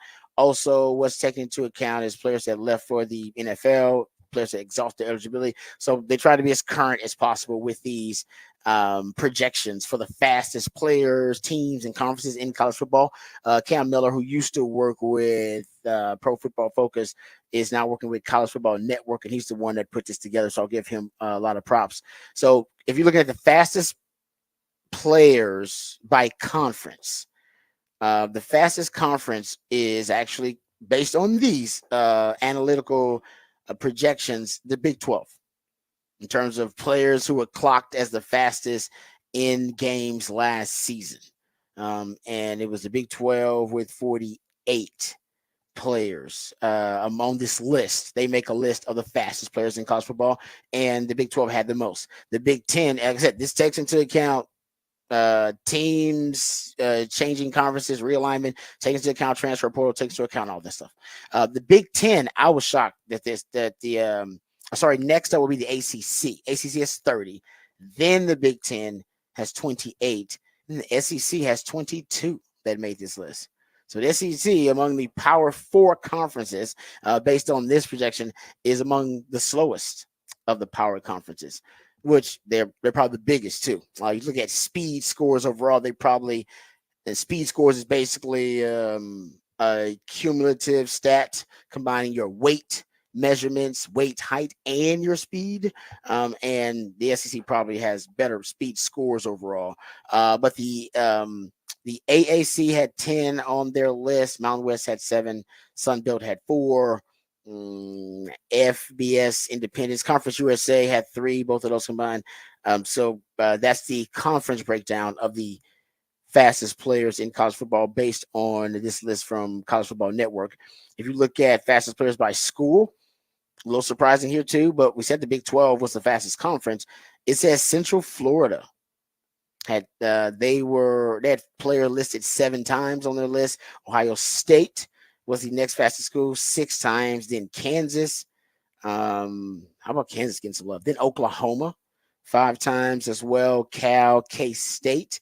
Then Alabama, Colorado, Iowa State, Georgia Tech, Iowa, Kentucky, North Carolina, and Northwestern all had players that showed up for at least 4 times on the fastest players list from the 2023 season. By position, the fastest position in college football, running back. Running back had 78 basically 78 times a running back ended up being on the fastest player list for real analytics. And 50, I mean, this is far and by far and away, by the way, because the next fastest position is wide receiver at 55, with 55 appearances on the list. So man, all your speed is at running back these days, it would seem like. DB, 21 appearances on the real analytics fastest college football player list, and quarterback had 18. Still pretty high number for quarterbacks. Maybe they're not talking about the Texas QBs who both run 20 MPHs, Quinn and Arch. Boom. How about that? I heard Trey Owens went 30. Yeah, did he? Yeah. Exactly. Oh, man, I wish you could have asked Trey Owens what he's been clocked at. Maybe all the quarterbacks are running 20 miles per hour. I doubt it. But anyway, they're not on this list. So not in games, but in practice, apparently the Texas quarterbacks are moving. The fastest QB for the 2024 season based on last year is Daquan Finn from Baylor. He was clocked at 21.9 miles per hour. Jaden Blue from Texas is the fastest running back in the country based on last year. He was clocked at 22.3 miles per hour. Barian Brown, and Texas is going to play him, by the way. Kentucky wide receiver, clocked at 22.6 miles per hour. He's the fastest wide receiver on this list. He's tied with Brandon Buckhalter from UAB. The fastest DB is Kapina Gushikin out of Washington State. He ended up being clocked at 22.4 miles per hour. Surprised Texas doesn't have more guys on this list. College football's fastest players, the most appearances. Travion Henderson of Ohio State was on there 4 times. Jalen Milroe, apparently he, along with Jaden out of Cal, Dylan Edwards of K-State, Billy Bowman of Oklahoma, and R.J. Harvey of Central Florida, they all have 3 appearances on the list. If you want the players who are clocked at over 21 miles per hour, Dylan Edwards from K-State and Barian Brown from Kentucky both were clocked twice over 21 miles per hour, which you got to be moving. It's in terms of your top speed overall. There are some other ones, notable names, but for Texas, Jaden Blue is the only Texas player on the list that I found last year. Remember, Xavier Worthy was the fastest player in college football based on these very same projections and these in-game analytics from Real Analytics. He was the fastest player in college football. I believe it was on a punt return where Xavier Worthy hit his max speed, and he was damn near at 23 miles per hour. I think he was like at 22.7, 22.8 miles per hour. He was clocked on that punt return. And I think Xavier Worthy probably can get faster than that. So the thing about Sark coverage speed, the reason Sark is so obsessed with speed, at least offensively, they want to get faster defensively too. So they're bringing in guys with more foot speed defensively. That's why, bringing in Makuba, more foot speed at safety. Derek Williams, more foot speed at safety. Even the young class of DBs they brought in, the 5 DBs in this last recruiting class, foot speed, that was one of the kind of main traits that the Texas staff was focusing on: foot speed, versatility, and coverage skills. I believe those were the 3 kind of check marks or boxes they were trying to check in recruiting. But getting to why it's so important for Sark when you look at speed, because Sark's offense, if you look at catch separation, which is the amount of separation a wide receiver has once they catch the football, no offense in the Power 5 was better at catch separation than Sark's offense. So he's able to create space for receivers, create situations where you can create separation. But he wants, when you catch the ball, he calls it running to daylight. When he's able to create that separation via the scheme a guy open, he wants you to catch the ball in stride and then run to daylight, which is just open field, run to daylight. That's his philosophy. That's why he doesn't like stop routes. So if your quarterback can get the football to the receiver on the move accurately, And that's why accuracy is one of his top 4 traits he looks for in quarterback. I need you to deliver the ball accurately. If you can do that, I've already schemed open catch separation for the guys more than any Power 5 team. And if you can combine that with the speed, explosive plays. So it's not just, I like having speed on the field. No. There's a method to the madness. There's a science behind it for Sark because he is great. His elite ability as a play caller is to create, like I said, that catch separation, to scheme guys open in situation where they can have easy separation. That means getting them, it could be engineering them an easier release from the line of scrimmage, right? So they can get a free release. It could be, targeting guys in motion, putting guys in motion, cheat motions. It could be using compressed sets, condensed sets, bunch formations, all of these little, formational cheat codes, or conceptual signatures and conceptual cheat codes, schematic cheat codes. They're just designed to get his receivers, guys with a lot of speed, to get them a free release a lot of the times, or to get them on a movement route vertically downfield. Movement routes when you catch the ball on the move. There's stop routes where you literally stop. Movement routes where you catch the ball on the move. And Sark's a movement route guy. That's why he loved Xavier Worthy. That's why he loves Isaiah Bond, right? He loves receivers with a lot of speed so that you can start using those movement routes and his quarterback can get them the ball in stride. Boom. That leads to big plays. So last year, Sark led all of the, you go look at it, Power 5 teams in catch separation. The next closest team, Oregon, was in that conversation. Oregon, Missouri, Penn State actually was pretty high up there too. Georgia, Tennessee, these are some of the best. Washington was also there among the top 10 teams, I guess, in catch separation. So you get the picture in terms of the group of offenses that Sark is in, but Sark is the best at it in the Power 5. His offense is the best at it. And I bet that's been the case. Even eye test that matches up Longhorn fans. You can see that eye test wise, scheming open some of those downfield vertical routes, those long rainbow crossers, or those over routes, even some of the unders and the drag routes that Sark likes with the mesh concepts. He's great at scheming guys open, but it doesn't matter if your guys are going to catch the football and not going to be able to do something with it. So he wants yak daddies, guys who can get the yak yards after the catch. And that's why speed is such a crucial element. And that's why I think Sark needs to work on using motion more and targeting his players in motion more. It's tough because that you leave yourself open to a lot of pre-snap penalties using a lot of motion. But dude, think about all that speed. You're gonna have Matthew Golden. You're gonna have Silas Bowden. You're going to Isaiah Bond. Isaiah Bond had the second most plays in the Power 5 last season, where he reached 20 miles per hour, behind Xavier Worthy, who had the most. It is Sark's look. He's using the sports science and looking at the sports science too, and he's seeing the guys that he needs to bring in and target. DeCorian Moore is a track star, right? DeCorian Moore, who Texas is coveting. I guarantee out of all the wide receivers that they're looking at, they want him more because he fits Sark's prototype of receiver, is a guy that can just flat out run. I mean, the kid ran a 10.400 meters. 21, I think a 21.7, 200 meters. He's one of those guys got track speed. Sark likes track guys. Go look at the fastest wide receiving cores in the NFL. We talked about this last week. What are you talking about? Miami? What are you talking about? Kansas City's in that conversation. Usually there's a Sark receiver in there. Philadelphia's in that conversation in the top 5 fastest wide receiving cores in the league. Sark guys in there, not all Sark guards, but Sark guys are a big part of those receiving cores. So I think the NFL is starting also to covet a lot of the same traits that Sark is starting to covet. I think his philosophy is actually trickling up to the NFL.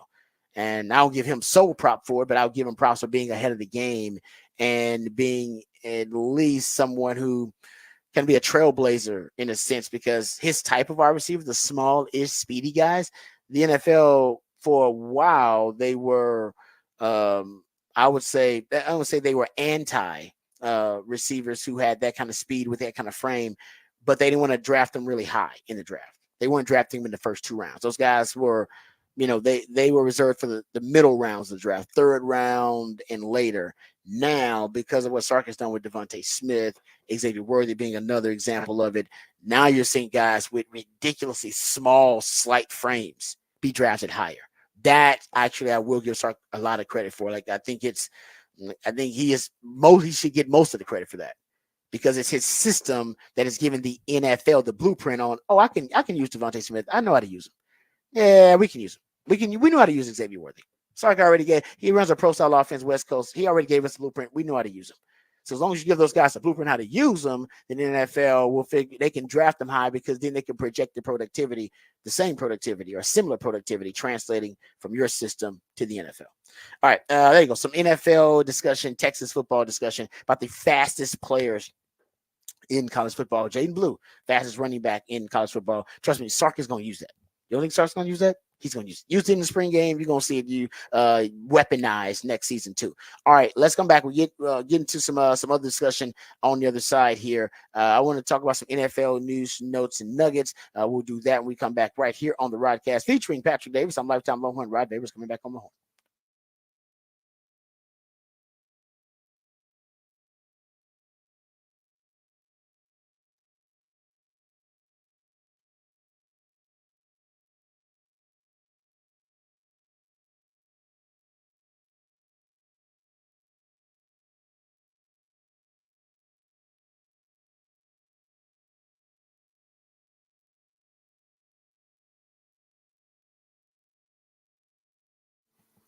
Hey, what's up, folks? Lifetime Longhorn Rod Babers here. Let me tell you about my friends over at Callahan's General Store, because if you are trying to, make sure this spring that your yard is one of those top-notch yards in the neighborhood, you want to make sure that your grass is in golf course condition, and you want to make sure that your yard is in the best possible shape, you need to head on over to Callahan's General Store. They can help you out with that. They have so many resources for you. They have the pre-emergence and the weed and feed, and they have so many items that will help you keep your yard in the best possible shape. We know it's getting hot in the state of Texas. That's going to have really a negative effect on your grass. It's going to do some damage to your yard. Head on over to Callahan's General Store. They got the soil. They got the fertilizers for you.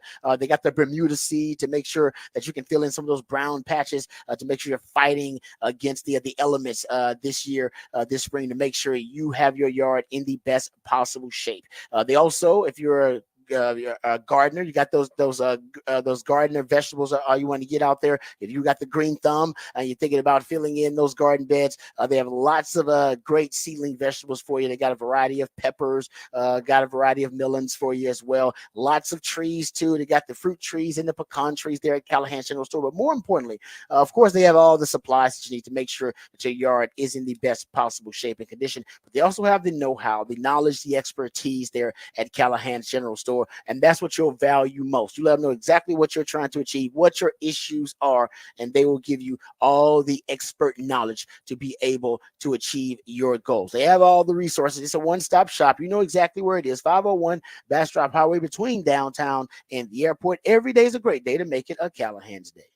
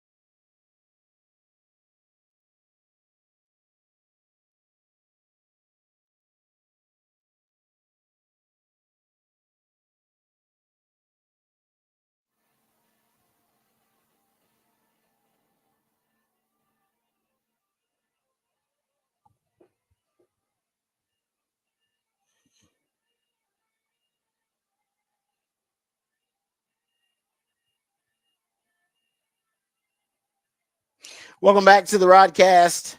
It is a top of the charts Tuesday. That's when Patrick plays jams that reach the top of the Billboard charts on this day in history. Man, sounds like this is all an instrumental. Yes. So this Wow. is the Edgar Winter group, Frankenstein. Is the name of the song. It's called Frankenstein because they recorded the record and then they did like a jam at the end of it, where it was like this long jam they did. And the story was they did it and they were like, well, there's some good stuff in there, but it's like it's not really a usable track. It's like 16 minutes long or something like that. Wow. And so they got out the razor and the tape and they cut the tape, the 16-minute jam, and cut it up into a usable song. So that's why it's Frankenstein. It's because it's pieced together of all these pieces of a jam into one song that then became number one. Wow. That's impressive, actually. That's like, I figured, I was like, man, that's a long intro. This is a straight up instrumental. For an instrumental to make number one, though, I wonder how often that happens. Like, not often, but no, I mean, this is it was the right era, like early 70s. Yeah. Edgar Winter group. Hey, grooving, baby. In the groove, you got to be in a groovy mood. Just jam the instrumental. Yeah, the 70s. That sounds like about it. And yeah. there's a single version of it too, where it's like the single version's only like 3.5 minutes. There's also the longer version, or things like 6 minutes or something like that. So a couple different things you can pull out of there. Frankenstein. Okay, I want to. I appreciate that, Patrick. I want to get to. We have some Patrick Mahomes audio that I want to get to as well. He was on the Pat McAfee show. And Patrick, you pull those clips up, please. Yeah, he was on the Pat McAfee show, and he talked about a couple of things that. First of all, there's a really short clip of him, and this will bring. If you're a Texans fan, this will warm your cockles. All right, it really will. I'm sure I used that wrong, but yeah, he was asked about what quarterbacks he likes to watch. Right, he was asked about what kind of QBs you like to watch, man, when you're watching NFL football. Listen to what the best quarterback in the NFL, future GOAT, Patrick Mahomes, has to say. I like watching CJ Stroud a lot now, man. He's been out there and he's making plays happen. Oh, he's watching CJ Stroud. That's good and it's bad. He's smart, so he actually is going to probably help watch film and break down CJ Stroud a little bit too. I'm sure Spagnuolo doesn't need help. He's the best DC in the game. But Patrick, in that interview, he kept hinting and he kept talking about and implying that they're going to throw it deep. But I told you guys they were very disappointed with, even though they won the Super Bowl, not only with their wide receiving core, but with how defense were able to take away the verticality of the offense. They basically they forced them to become a short intermediate passing game. And Andy Reid has talked about how that it upset him, like the base. And Patrick Mahomes, even after the season, talked about how the offense wasn't as fun for him to operate without the three levels being available to him. Yeah, because he was just dumping it off. It was short rhythm. He was still great at it, but hey, quarterbacks, chicks dig the long ball, and so do quarterbacks. They all dig the long ball. So there are a couple of cuts here that he talks about the deep ball. And we can play them in any order here. He's asked about it by Pat McAfee, and then I think one of the other co-hosts on the Pat McAfee show, they asked him about like what he's working on, and he went back to the deep ball. Yeah. So we can play the Pat McAfee one first, where he asked him about, hey, this year you seem like you want to be an explosive offense and how the offense is going to look, and he talks about the deep ball. Here is Patrick Mahomes. You said something at a press conference. I forget when it was. Maybe in the playoffs after you guys beat Buffalo. You said like earlier in the year you had to learn like, hey, our defense can win us games. Like our defense can win us games. Now that the offense has been loaded up with weapons and you also still have the mindset of the defense being able to do it, do you think like last year made you a much better quarterback situationally, or what do you take away from that going into this upcoming season? Yeah, it's a mixture of both. I mean, you got the feel of how the team is built. And I think this year we're going to have a team that's built to throw the ball deep. I mean, Coach Reid's been preaching it all offseason. We're going to get back to throwing the deep ball. I have to be smart when we do that. But at the same time, I want to be that explosive offense that we've seen in the past. And it takes pressure off the defense. And then when we get up, that's when Spagnuolo can really show off all those blitzes he's working on, man. And I'm glad that I only have to go up against some I don't have to go up against him in the season, only in training camp, because that dude blitzes from everywhere, and I want to make sure we can get him that lead so he can really show off that entire defensive game plan that he has. All right. So that's one time he mentions it, like, oh no, we're gonna be different because we're gonna throw a deep ball. And he talked about how Andy Reid wants it. Remember, I told you guys, Andy Reid was talking about it after the Super Bowl, and so was Patrick Mahomes. They both brought it up independently. Like, nah, we got to bring the vertical game back. Our verticality in the offense is non-existent. And here is the piece where he's asked by one of the co-hosts, other members of the Pat McAfee show, what are you trying to work on as a quarterback? Like, what are you trying to get better at? Brings up the deep ball again. Here's Patrick Mahomes. At this point in your career, coming off 2 Super Bowls, everything you've accomplished, well on your way to being the greatest of all time. Like, what do you even have to work or improve on, like, going into an offseason? Like, when you're going into OTAs, offseason, and then training camp, like, is there anything specific that you're like, okay, this is where I wasn't very good last year, this is where I need to be better? Or is it more so just like, hey, I know that I'm going to be ready when the lights come on, and now it's kind of just like building that rapport with my new teammates and kind of shaking some of the cobwebs out from not throwing the football around for a little bit? Kind of both, man. I mean, you want to. I think what I wanted to emphasize this year was getting back to the deep passes. I feel like I missed some last year. Where prior years I had hit them, so I'm trying to make sure that I push the envelope, and especially in practice, and try to see if I can continue to work on that and hit some of those deep passes that I missed last year. And then with all the new guys that we have, you got to kind of, like you said, get on the same page with them. I mean, Hollywood, Xavier, some of these guys I've worked with a little bit, but I want to continue to get that work in with them, and so that we can get them up to speed. And whenever we get on that football field here in the early September, we're ready to roll from the beginning because, like y'all said, man, we played 2 great football teams to start off the season. I'm telling you, I told you guys beforehand. Now you got some more evidence of it. They want to bring back that deep ball. Just to give you the stats, over the last 5 seasons, the average length of a Mahomes touchdown pass has decreased from 17 yards in 2019 to 3.9 yards in 2023. If you go look at his average depth of target in 2023, it was 6.9 yards for his average depth of target.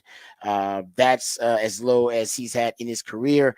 And if you go look at the offensive, like, total distance of air yards for all of the 2023 touchdown passes for Kansas City, 101 total air yards for all of their touchdown passes. That was 30th in the NFL.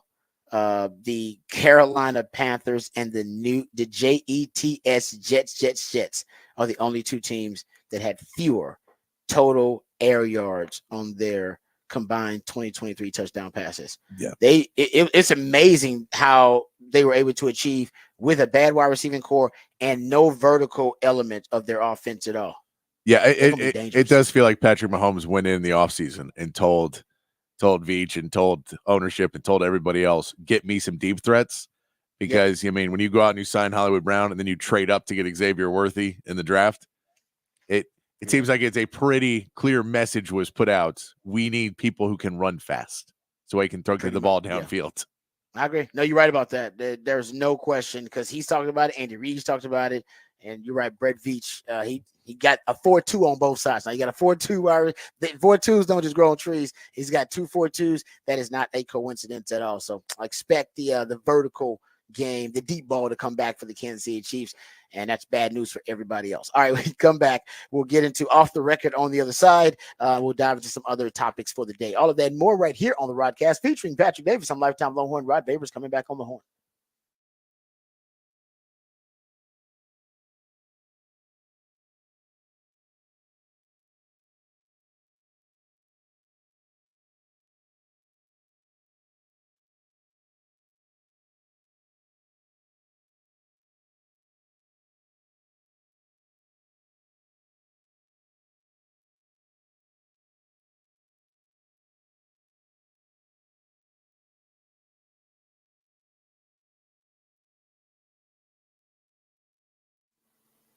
Hey, what's up, folks? Lifetime Longhorn Rod Babers here. Let me tell you about my friends over at Apple Leasing, because Apple Leasing, they understand that your time is valuable. They know that time is money, and they're going to save you both. They're going to save you time, save you money, and also find you tremendous value. And they do it really well. They have the ability to put you in any make or model vehicle that you want. The professionals over at Apple Leasing will help you find the price you want, the payment you want on the car that you want. And on your end, all it takes is one simple phone call or one click on Apple Leasing's website, and you'll get a quote on any make or model vehicle that you want. They will even give you an estimate on the value of your trade-in right over the phone. Apple Leasing has what they call a simple interest easy lease, and it's just that, right? It's just simple and easy. It's going to make things really easy for you, going to give you more flexibility, which is going to allow you to have more possibilities and options to help you find the vehicle that fits you best, but more importantly, the vehicle that fits your budget best.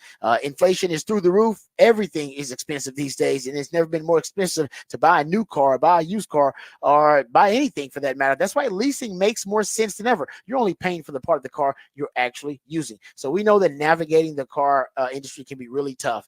During the price shopping yourself, going to different dealerships. Who's got that kind of time? Going down the rabbit hole to research all the vehicles, vetting the dealers, vetting the dealership itself, vetting the salesperson. Those can all be mind-numbingly stressful tasks to take on. That's why my friends at Apple Leasing, they'll do the hard work for you. All you have to worry about is enjoying that brand new car smell. You let them know exactly what your specifications are, what kind of car you want, a sedan, a truck, an SUV. You let them know exactly what kind of price and payment plan you're willing to pay. Let them know what kind of lease you want to be on. If you're in a bad lease, they'll get you in a good lease. Matter of fact, they'll get you in a great lease. That's what Apple Leasing does. Give them a call, 512-346-9977. That's 512-346-9977, or visit appleleasing.com. That's appleleasing.com.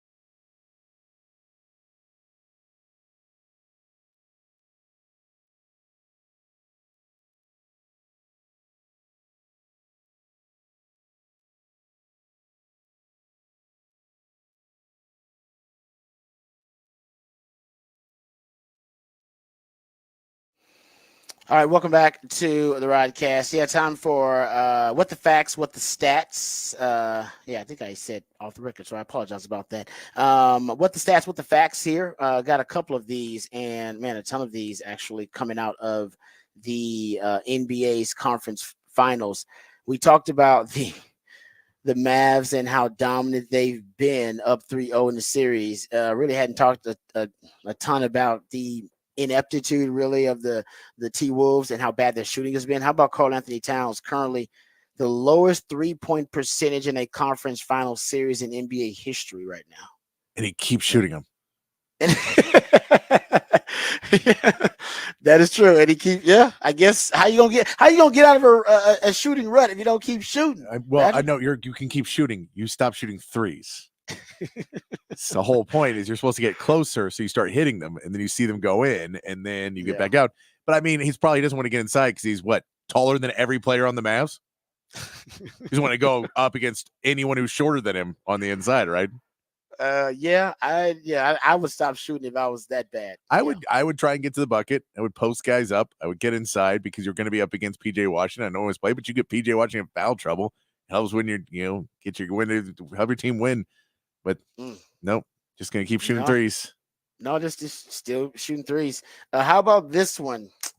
Major DFW based sports franchises and their road playoff records in games since the start of the 2023, since the beginning of the 2023 Major League Baseball postseason. So includes the Rangers run. Obviously, the Rangers 11-0, Dallas Stars 6-1, Dallas Mavs 6-2 in road playoff games since the start of the 2023 Major League Baseball postseason. That's crazy. 23-3 for those three franchises. Cowboys losing playoff games at home. And I'm serious. That's basically what you got going on. I don't know. I mean, I'm sure that I'm sure the Cowboys record. I'm sure that time span. Maybe I can go back and look at their record in road playoff games too, but I did not. That stat came from Kyle Yeoman, so I'll give him credit for it. There you go.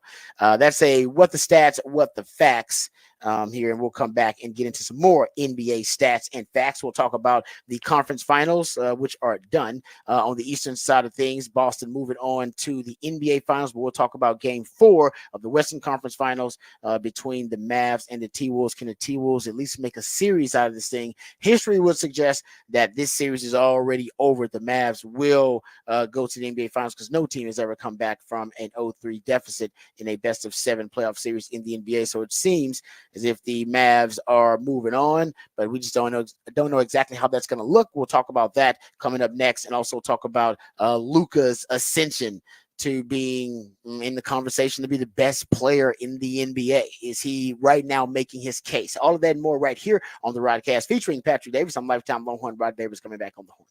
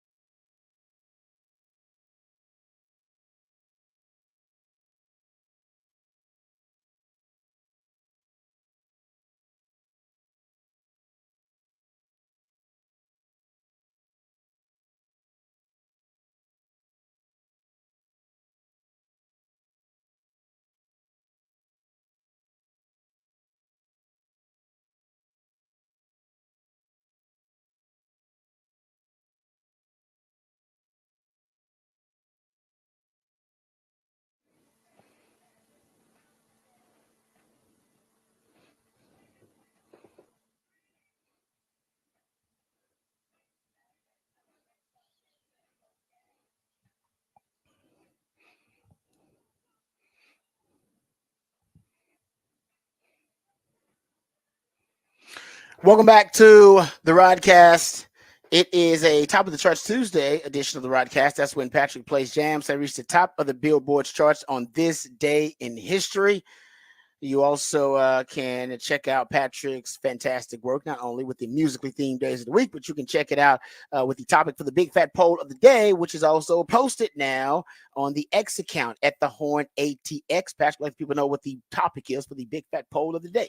Big Fat Poll of the Day today because Angel Hernandez has announced he is retiring effective immediately, I believe. Not even finishing the season.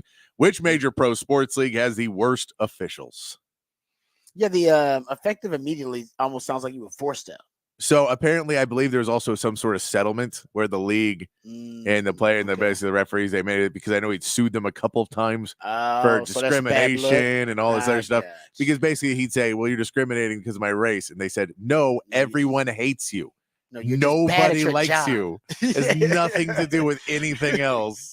You're bad at your job, and that's not because you're rich. You're bad at your job. You're most famous for blowing a call and costing a player a no-hitter, a perfect game. Like that's what you're most known for. Yeah, we need you to move on, sir. And so it's like, we're done. You're in your 60s now. You got it. You had your career. You've been around forever. But look, all the officials are getting a really bad rap right now in MLB. Like everyone's getting a really bad rap. They're going to bring in the robo-umps, and they said they're probably not going to be able to do it next year. But I think it's coming at some point because fans are just getting more and more upset with it. And the more the fans get upset, the more empowered the players feel to be upset about it. Well, and also sports gambling. You can't afford these. Yes. They're now. So, Very I mean, true. it's always obviously consequences to getting calls wrong. But now even more consequences, huge financial consequences of getting calls wrong like that. So you want to be as they had the call in the other game, which technically it wasn't the wrong call, but it's one of those where every sports fan goes, this is not in the spirit of the game. You don't so make the that rule. Call at so that if you time. say the rule is written, it was the rule of infield fly rule, and the player on second base, when the fly was called, started just walking back to the second base, and in that slightly grazed the second baseman or the shortstop who was running in to make the catch. Did not stop him at all. Got the easy catch, got the out, and they called him out at second. 2 plays, bottom of the ninth. They were trying to rally in the game. Wow. Or in the extra innings. But yeah, that was a call the other day where they said, well, any touching is a foul. And you go, but he didn't stop him from getting the ball. There was clearly no intent to do anything. It doesn't need to be called there because now you're ending the game on this. And it feels like those are the calls that when you see it, you feel like you got to go to the bathroom, don't you? Or that people conspiracy theories jump onto the grassy knoll and start talking about other stuff, which is what in a sports betting culture, which we are now. Yes, you don't want that. No, you don't need that at all. I think that's a big part of it. Let's get it right. And that's the NBA part because of the Tim Donaghy scandal and all of that. Now everyone has a basis to say, well, clearly everyone's crooked because there was one crooked guy. Yeah, exactly. No, and I think that's with sports betting, that's becoming more and more. Yeah. I mean, listen, NBA players are in themselves making the money sign. We've seen it multiple times. Yes. In these playoffs, with a player mocking officiating by making the money sign. I'm like, are they insinuating what I think they're implying? It's always like, and I get in the moment of it because I was guilty of it too. And you're in the moment, say something hurtful. But you just be like, it's much more believable that they're just bad at their job than they're actually on the take, because you're like, how much money would it be that you'd have to take to make it worthwhile? And who is paying somebody, what, $200,000, $300,000 to throw one game? Yeah.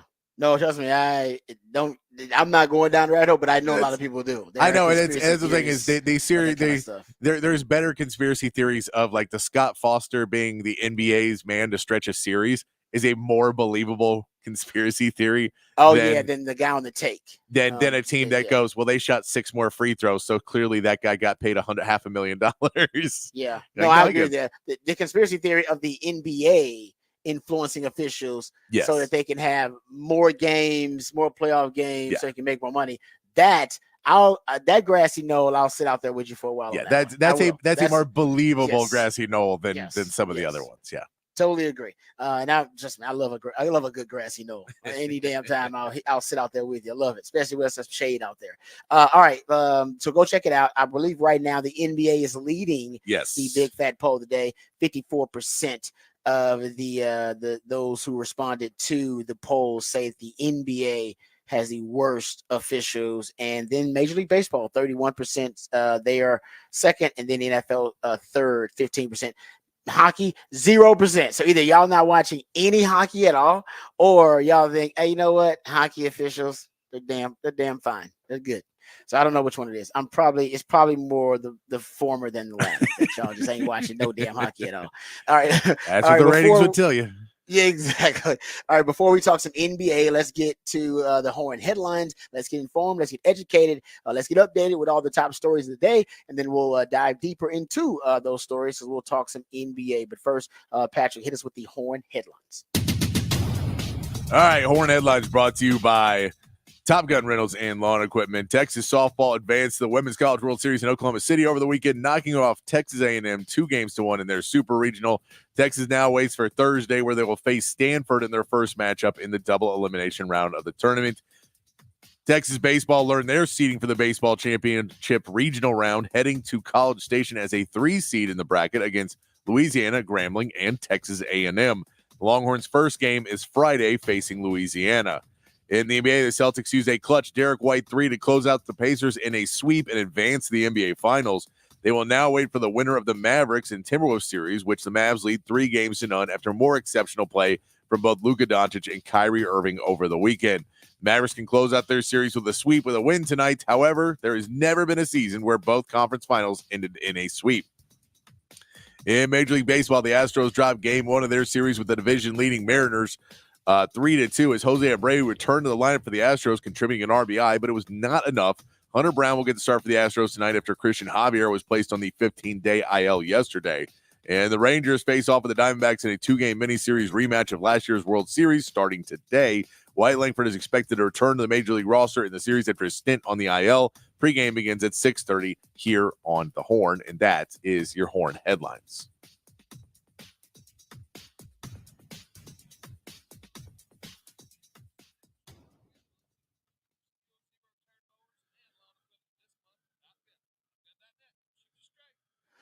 All right. Thank you, Patrick, for the Horn headlines. Let's get into the Western Conference side of things first.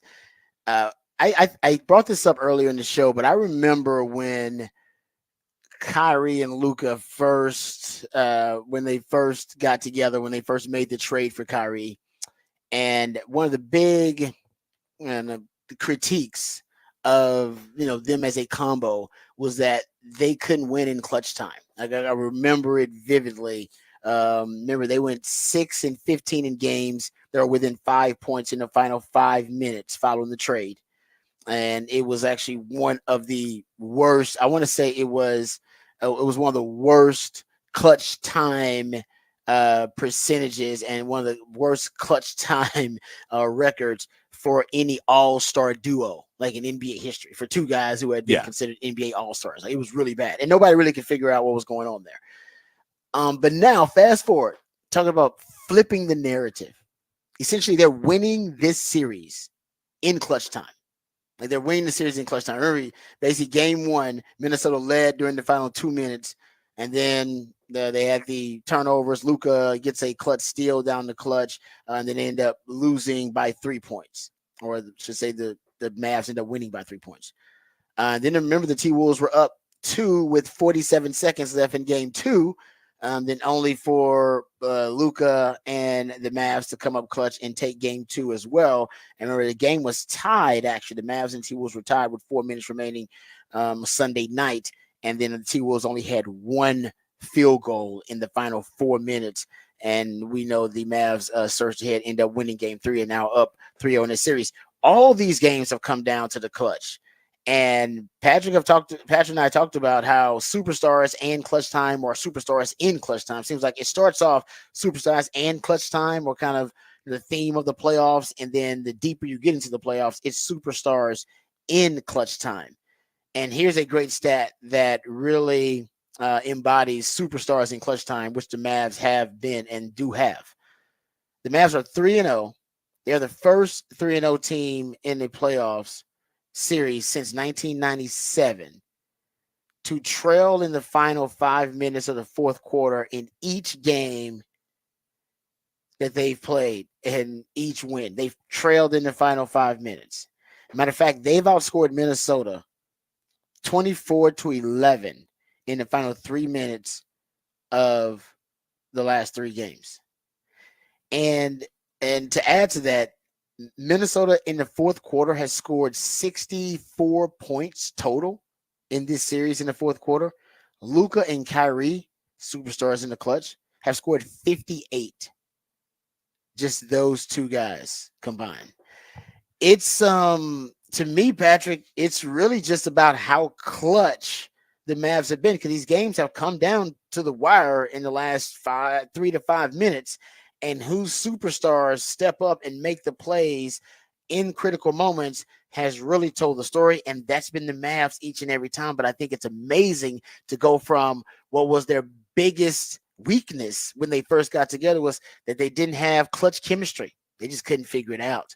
And now they are, let me make sure I get this right. Yes, the Mavs right now are the second best, or at least this regular season, they were the second best clutch team in the NBA in terms of their record. It was 23-9 in clutch games, and they had the best clutch offense during the regular season at 127 points per 100 possessions. And in the playoffs, 6-2 in clutch games, and they're scoring 124 points per 100 possessions. They are really, that's been really the story of this series, but really these playoffs is that the Mavs have become a clutch team now with Kyrie and Luka.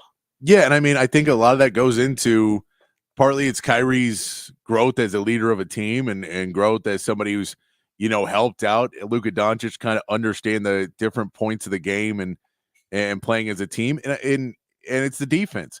And, defensively having some better defensive players, having a Derek Lively or Daniel Gafford who they feel can be a little bit better rim protector inside. So you feel better, you can play defense in a different type of way, where if you don't have a rim protector, you can't allow guys to get to the rim. Now you can feed them to the rim as long as you're feeding them into your rim protector. So it changes how you can play, makes it a little bit easier to play there. Derek Jones stepping up as a defensive stopper has been big for them as well. But also the fact that Luka Doncic, is playing more defense in the end of games, where he may not be the big defensive threat the entire game, but he's putting more effort into it at the end of games. Kyrie Irving, we know, is putting an effort, more defensive effort in games right now, and it shows because you're keeping you're in the game the entire time. Mentally, you're constantly, staying completely aware of where everybody's at and what everybody's doing.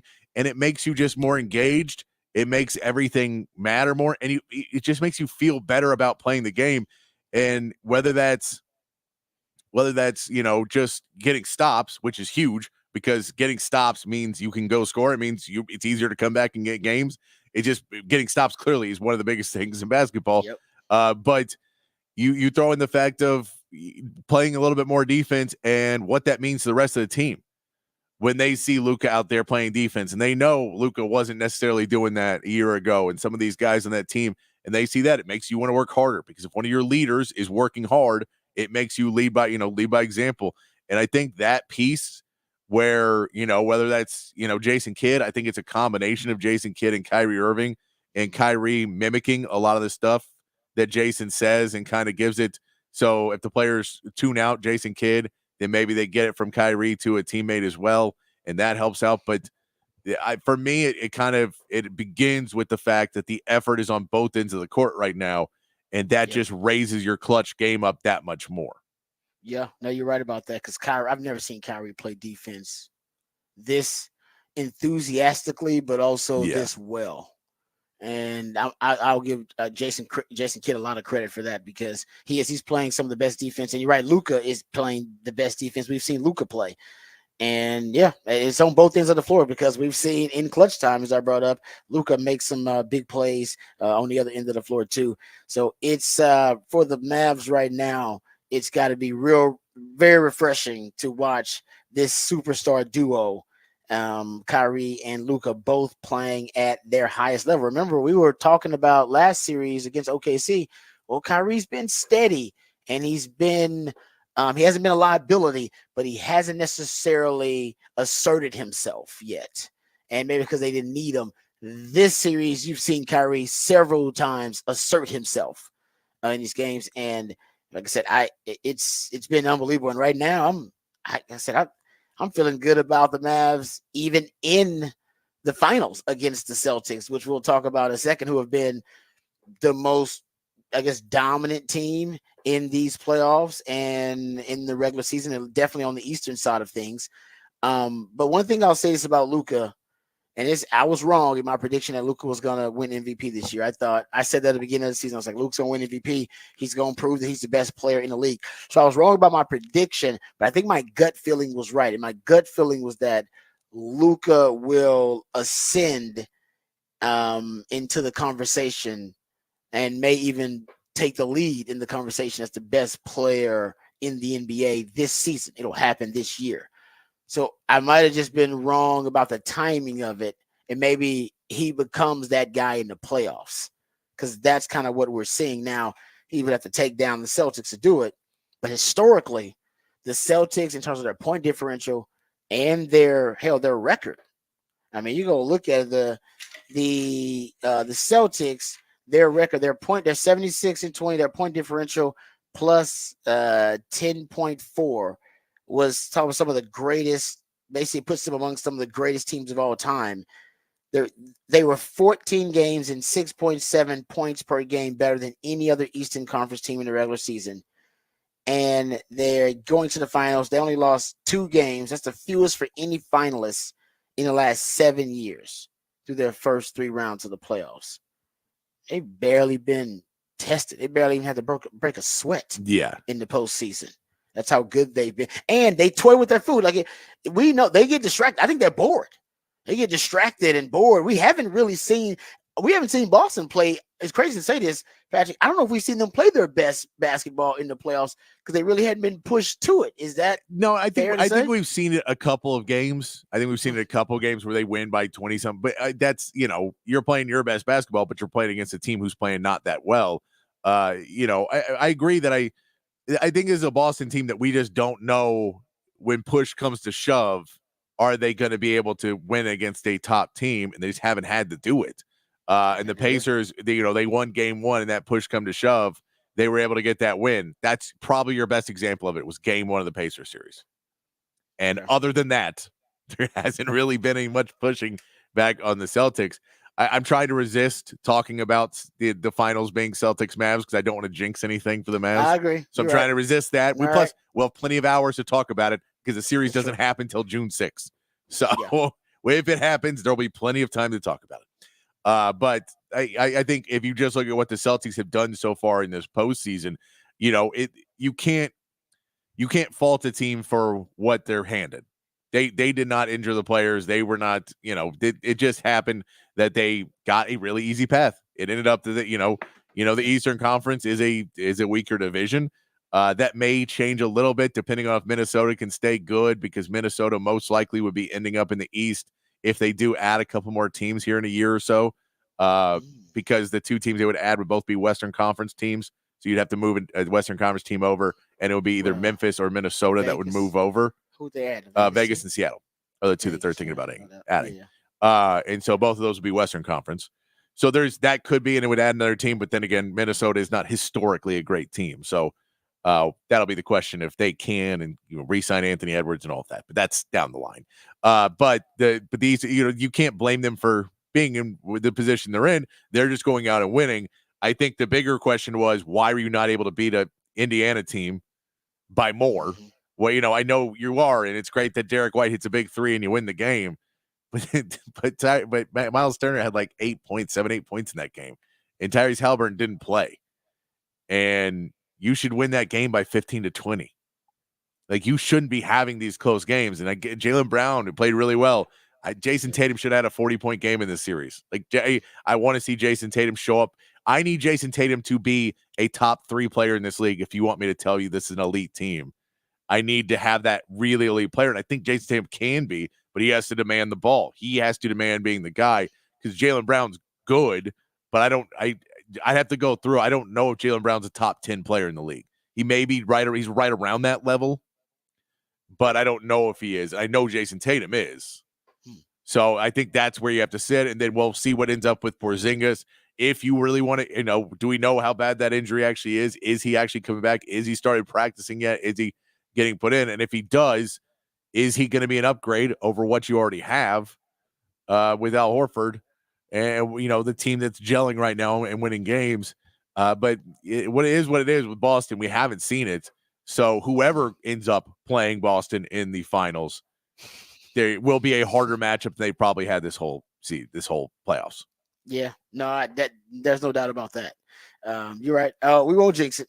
We won't even start talking like that. You're right about that. Because Mavs fans, they will blame us, and I don't want Mavs fans to blame me because I'm rooting for the Mavs. I was rooting for Luka to win the MVP this year, but I do think he is, if he can get to the finals, and if he can topple Boston, I think he would probably put himself in that conversation, and I think he would be actually. The leader. And let's put it this way: if the Celtics win the finals, Jason Tatum is the MVP of the NBA Finals. He changes his narrative, and now he can be in that top 3 voting for the MVP next year. But the fact is, they had the best record in the NBA, and he wasn't top 3. A guy from Oklahoma City was over Boston. That's how little respect that guy has right now. Is he so good? People don't think he has that dog in him. I agree. And I'll tell you the dog, which is strange. The really annoying part about it is that he is one of the Kobe disciples. And he's one of those guys who is all dog. And you just go, man, you cannot tell me you love Kobe Bryant and then not demand the ball. Like, I just can't go with that. You can't let this second player. I can't imagine Kobe Bryant being like, "No, man, Powell needed the ball. Pau Gasol, he just needed the ball, man." He kicked Shaq off his team. You damn right. He said, "I'm going to Chicago if I got to play with that guy anymore." And that's Kobe. So that's I think what it is. Like, if he just said, "No, this is who I am, and these are the guys." If he was like, "My favorite player is Kawhi Leonard," we'd all get it. But he's like, my favorite. I didn't even know that. I didn't know he was a Kobe disciple like that. Yeah, I don't know what. I mean, that's the rep. I'm not saying he don't have the dog. By the way, if you're a Jason Tatum fan, I ain't saying it, but that's the reputation. He doesn't that's show the perception. He doesn't show that he has the dog. Yeah, and that's why people always question his clutch gene. Like, he ain't got that dog. People kind of in basketball, they kind of combine those things. Oh, you got that dog because you're a clutch time dog. And for him, it's always been questioned that he doesn't have the clutch gene. And like you said, I've heard also the same criticism that you've thrown out there. Hey, I need you to demand the ball. The reason he's not great in clutch time is because he shrinks in the moment and he doesn't necessarily want the basketball. No, I mean, and that was, if you look at the stats, his clutch shooting the last few years isn't bad. His percentage is not bad. The problem is Jaylen Brown and Marcus Smart had more shots than him. That's the problem. Is you need to be by far the first on your list on your team. And when you're sharing clutch shots with other guys, and it's one thing if they triple team you and you got to kick the ball, but they're not triple teaming you because Jaylen Brown's really good. Marcus Smart was hitting shots too. So it's not that. It's that you get covered and you kick the ball off. And then Jaylen Brown takes it up and Jaylen Brown ain't passing. Like, that's why he's been dominating in that Pacers series. It's because Jason Tatum went to the corner and Jaylen Brown took it. I think he got that dog in him. Yes, he is. He's pissed off. He's not the best player on that team. Exactly. He hates that Jason Tatum gets the credit. He hates that everybody, like you keep saying, well, Jason Tatum's a better player. He is. He's like, hey, I'm performing in the clutch. I'm productive. You're right. But you know what? That drives him. I'm with you about Jason Tatum though. This could change his legacy too, and kind of the narrative about him. But also on the flip side, for Luka and for Jason Kidd, Jason Kidd just signed the contract. No, and I mean, for the Celtics, Joe Mazzulla, it cements you now as a coach of, okay, you got this team to play well together. For Kristaps Porzingis, who was, he's running with the Knicks was a failure. His run with the Mavs was a failure. His run, in Washington, real failure. And then he ends up now being in Boston, and everything's going pretty well. But if he can't get back up, then he's too fragile. He will not be able to be, that's part of his legacy going forward. Is Kristaps Porzingis, is he ever even going to be there? Is he part of a championship team? Or is he someone that can't play for 100 games a year, which is what you got to play to win an NBA Finals? Is he not someone who can get to that level? But if he comes out and performs, plays in the NBA Finals, helps them win against the Western Conference team, it changes his legacy. Yeah. No, you're right. It does. Like I say, that's a lot on the line this postseason for a lot of guys. And the interesting thing is, I wonder what it does for Kyrie's legacy if it's gigantic. If the Mavs, like I said, it's already reshaping it as we speak. It's reshaping it right now. He's already with the defense you talked about. No, if he wins, being because selfless. You talk about him again. He is now look, because we I think we're finding now that Kyrie Irving is one of the best Robins in sports history. Yeah, he's not Batman. We know he's not Batman. But when you put him as Robin, and he is elite at that, like Scottie Pippen, you know what I mean? That kind of guy where you say you put him as number 2, it's next level. And so he's so good at that if you say, well, now he's done that with 2 teams, that he transformed that team, and that LeBron don't win in Cleveland without Kyrie, and Luka doesn't win in Dallas without Kyrie. If you could say those 2 things, that would be the 2 pieces. So it does change his legacy. Man. And the fact that he's the piece. And when you say we're 1 player away from winning, then Kyrie becomes one of the best. We're that 1 player away. But again, he's still 5 games away from that. So that's no, I know. We're just kind of, obviously hypothesizing here and throwing stuff out. And I tell you whose legacy it would hurt almost in a kind of weird way, kind of degrees of separation. It kind of hurts KD's legacy if Kyrie is that piece. Like, oh no, he's the missing piece for LeBron, James Harden too, piece for Luka. Yes, exactly right. It's like, oh, well, KD was he not? Whose fault was it in Brooklyn? Oh, that's a great question too. And I mean, in the grand scheme of things, they just weren't healthy in Brooklyn. That was a big piece of it. When the 3 guys, when they played together, they were good. They just never played together. And I mean, there was also, I do put that on James Harden a lot, that for whatever, him and Kyrie could not get along, and I did not seem that James Harden is the type of player who's ever really cared to make amends with anybody or work through a bad relationship. That's not really ever been his MO. He does his own thing. Now, he's not going to necessarily try and sabotage you either, but if he don't like you, he just doesn't talk to you. And that's what he's done in every locker room. He just does it. And then, hey, man, Daryl Morey, trade my guys. Trade these guys. All right, me and CP3, we're winning. Now we're getting along. Get rid of him. All right, we're playing with this guy. No, get rid of him. Give me Dwight Howard. Okay, get rid of him. And so that's kind of always been James Harden's thing as well. So I think that him and Kyrie never got along, and Kyrie was probably not mature enough to deal with it the right way, and neither was James Harden. Yeah. Well, Kyrie's certainly matured now. I mean, there's no doubt about it. You can tell he's a different player, different person now. Yeah. Even listening to him talk to the media, there's a different tone to him. There's a different energy. He definitely cares about his legacy in a different way than he did in Brooklyn. Yes, totally agree. And I think he knows. I almost feel like he knows how special Luka is. Oh yeah. Now being there with Luka, he's like, no, this dude. Actually, I could win another one. Yeah, I can win another one with this dude. And he must like the culture there. Shout out to Jason Kidd and Mark Cuban. He must like the culture there with the Mavs too. If he didn't, I think we'd also have heard about that. Haven't heard anything about him being unhappy or a bad teammate. Matter of fact, everything's been the opposite. Well, and remember, he's been all on board. There was a concept that Mavs trade for him, and in the conversation when they did was, well, that's crazy because there was no one else really bidding that much for him, and he was in the last year of a contract. It was, are you going to re-sign him? And how do you re-sign him? And, who are you bidding against? And they basically didn't bid against anybody. They went out and paid him. They paid him what they said that they thought he was worth and said, we're not going to fight this. Let's keep the attitude happy. And they paid him. And when they signed that contract, it seemed ridiculous because who are you bidding against? And this is not how you build championship teams. And now you see that part of that made him happy and felt respected. Yeah. And we see that either paying dividends right now when you're up 3-0 in a Western Conference Finals. That's part of that was that decision to, instead of go through a rigorous process of, is anybody else going to pay you and we're going to let you play the free agent market and maybe do it. They learned from their lesson of Jalen Brunson and letting him walk. They just said, screw it. Pay the guy. We're screwed if he leaves. I know that's what goes to it too about the Mavs.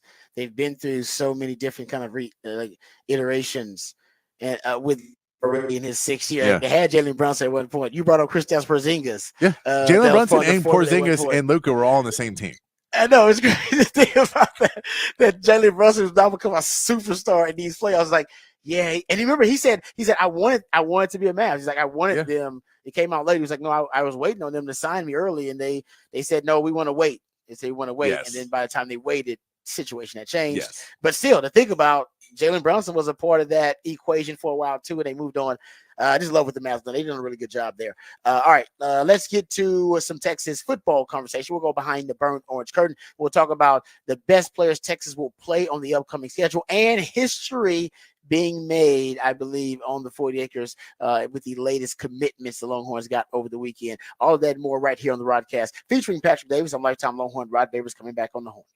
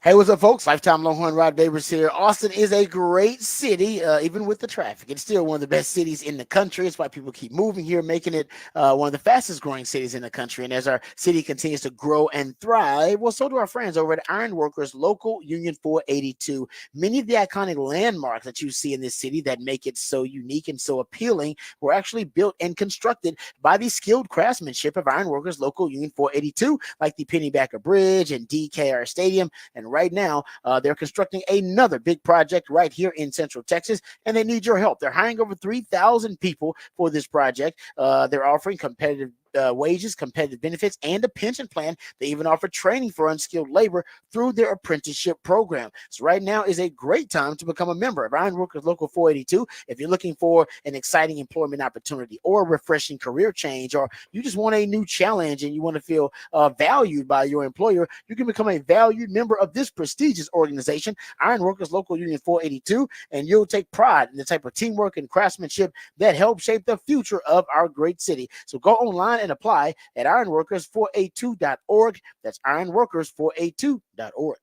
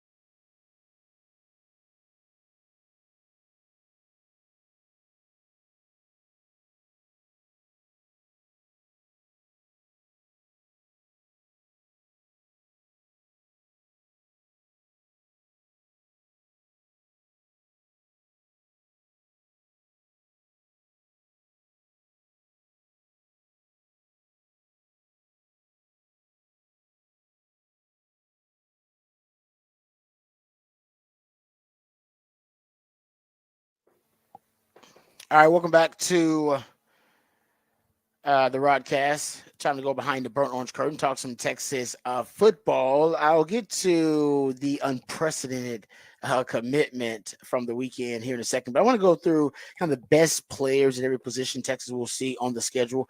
I've been doing some research looking at Texas future opponents for the 2024 season. There's no doubt at quarterback, Carson Beck's going to be the best player that Texas will play at the quarterback position, just like Bryce Young and Joe Burrow before that. We talked about guys who are going to be potentially the top quarterback, number one pick overall coming to DKR Stadium. Well, that will happen with Carson Beck, and he is legit. Look at his average time to throw. I think it was fifth fastest in the country, 2.3 seconds. He gets the ball out quickly, makes it really tough to disrupt his flow, his rhythm, his timing, because he gets the ball out so quickly, which means he processes really fast. So pre-snap, you're going to have to try to confuse and discombobulate Carson Beck before the snap if you're PK, but he's easily the top quarterback. And Texas doesn't play a lot of elite quarterbacks next season. He's far and away. There's a gap between him and then the rest of the quarterbacks Texas is going to play on the schedule. At least some of those guys are unproven commodities. Best running back they're going to face, Donovan Edwards probably is easily the most notable. He's on the college football video game. But he was a guy that split some carries last season, so he wasn't the featured back. So production-wise, there's some other guys who also could be in that conversation. Georgia's Trevor Etienne, remember he was at Florida and then transferred to Georgia. And then there's Montrell Johnson Jr. He is a Florida running back, but other than that, they don't really play any bell cows. Now, Donovan Edwards could end up being that. Obviously, he's a highly touted, highly rated running back going into Michigan, and he'll be the featured back this year. And they're going to play hardball ball. And hardball ball, if you're the running back in that offense, you're going to get the rock. So he's going to get a lot of it. And I think most people say he's the best running back, but production-wise, you may have some other guys that are in that conversation. Best wide receiver they're going to face. This one actually is interesting. Nick Anderson, I'm sure, will be in on that list. He's the Oklahoma wide receiver. He's a guy that had 10 touchdowns last year. There's also I really like the young man from Colorado State, Torrey Horton. He's 6'2", about 190. He actually had a top speed of almost 23 miles per hour last year. Like he was one of the fastest players in the country, according to Max Chadwick of Pro Football Focus.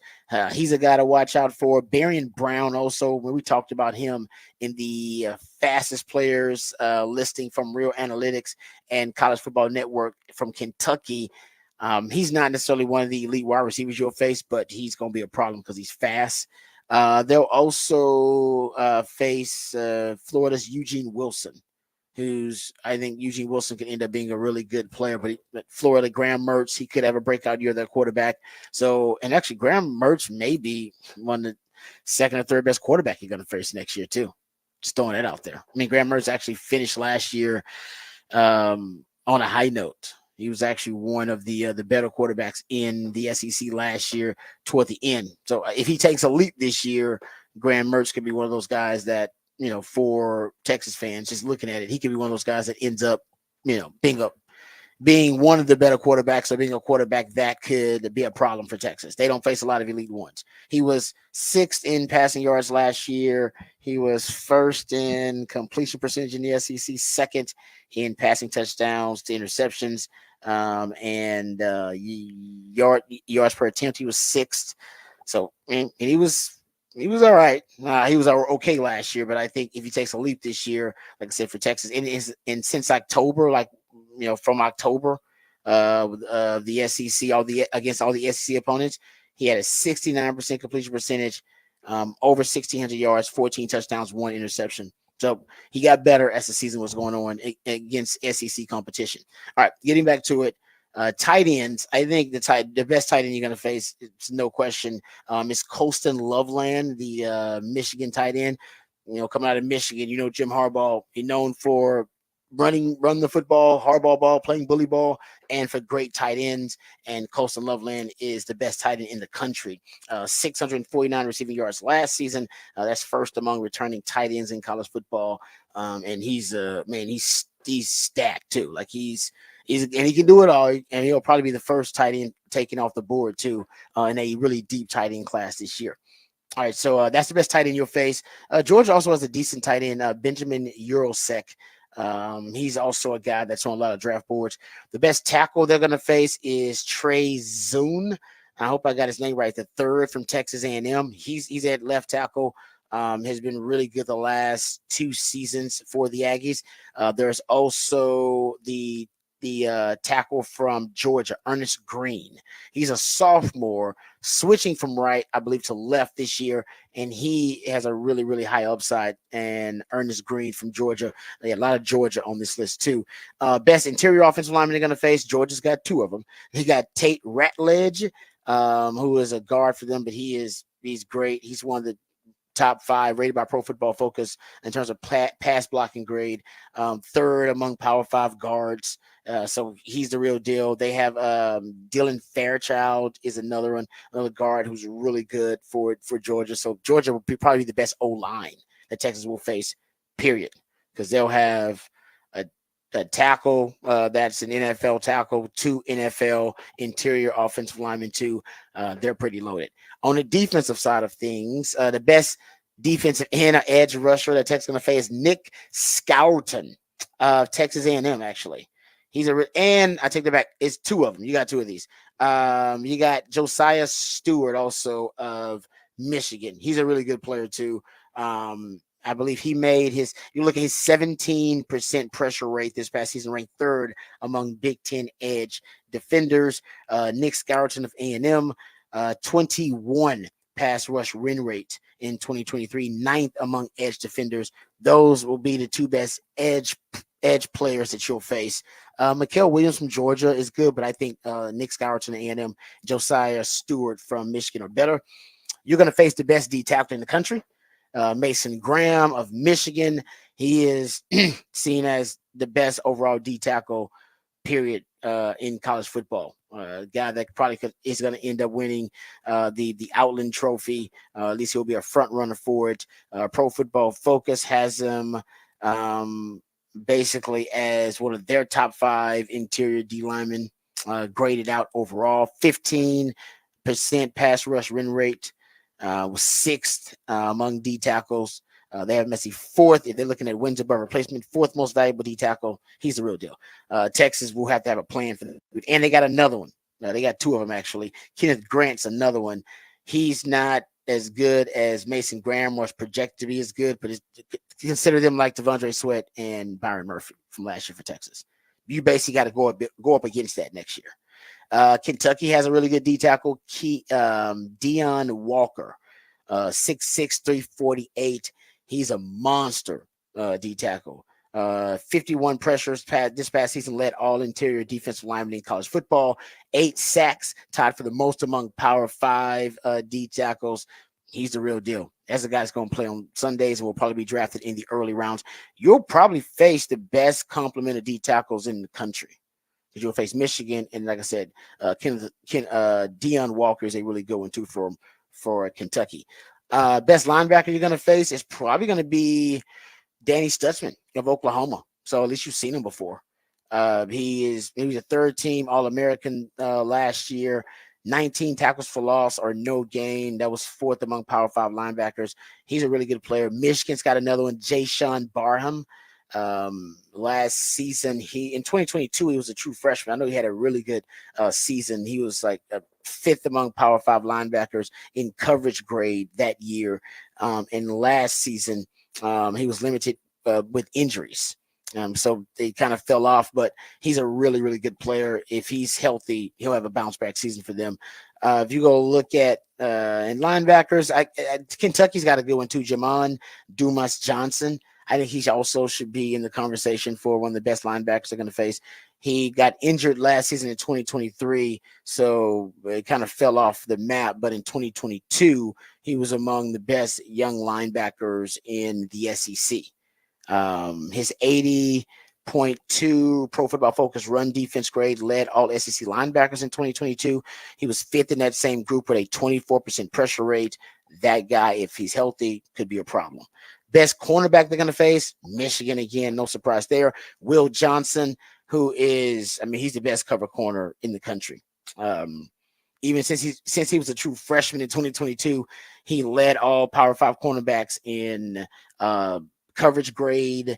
And last year, he had a 29 passer rating allowed when he was in coverage. Fifth best among all college football cornerbacks. 6'2", 202, just prototypical stud. That's the best cornerback you'll face, and it's not even close. Best safety you'll face will probably be Georgia's Malachi Starks. Top 5 coverage grade, top 5 as a run defender as well. Yeah, he's basically if you look at a top 5 safety as a run defender, top 5 safety as a coverage defender, he's both, and he'll probably be the best safety Texas will face next year. Rod Moore of Michigan is also a really good safety. Rod Moore, who's a good player, he can also be in the conversation. I think Malachi Starks is better. So those are the best players at their position that Texas will face in 2024. This past weekend, Texas got a commitment from 3 brothers from Cedar Hill, 3 triplets actually from Cedar Hill. It crazy. Like I said, I've asked recruiting guys, I've asked Jerry Hamilton, I asked my man CJ Vogel about this over at On Texas Football. Trying to figure out, have you ever heard of this in any program's recruiting history, them able to get triplets in the same recruiting class to commit, and they all admit nope, they've never heard of that either. So I'm assuming maybe history was made when Texas was able to get triplets to commit to the University of Texas from Cedar Hill. 2 of them on the offensive line. That would be Isaiah Coleman and Jordan and Devin Coleman. They are the offensive linemen, 6'6", 340, 6'5", 335. And Isaiah Coleman, he is a D lineman. So he's about 6'2", about 280, 290. He's an interior D lineman. He probably could have gotten a scholarship elsewhere, but he wanted to be with his brothers. So he's a preferred walk-on at Texas. But then you have Jordan Coleman and Devin Coleman, who will be coming in as scholarship offensive linemen in that 2025 class. That's a lot of beef. But triplets, that's crazy. The odds of there even being triplets that could play at the at the highest level of college football, that's rare enough. But then all of them decide to play together is rare. By the way, NIL opportunities going to be through the roof for these guys. They get a lot. Triplets, come on, man. That's easy. That's easy money. Triplets with any NIL opportunity. I'm sure there's a really creative way to use it. Maybe that's one of the reasons they decide to come in together. But I've always said this in terms of familiar, and we talked about this on Texas Football, in terms of familial connections and legacies within a sports program. I don't know if there's a program around the country that has more familial connections and legacies than Texas sports. Whether you're talking about brother, father, son, mother, daughter, whatever. I mean, it can be connections of any kind. Hell, you can even go spouses. However you want to do it. Like they're just. I would love for somebody to do a deep dive research study about different programs around the country and how many, like I said, familial sports legacies they have within their athletic department. Because I think Texas would probably have the most, if not more than everybody. I think of 20 of them on the top of my head, easily, just in football, and not including baseball and other sports. And I'm sure we're missing a lot of those connections too. The late great Bill Little, I'm sure he probably has some master list somewhere. But that is something I've never heard of. Triplets committing to the same program, and now Texas will have triplets on their in that 2025 recruiting class.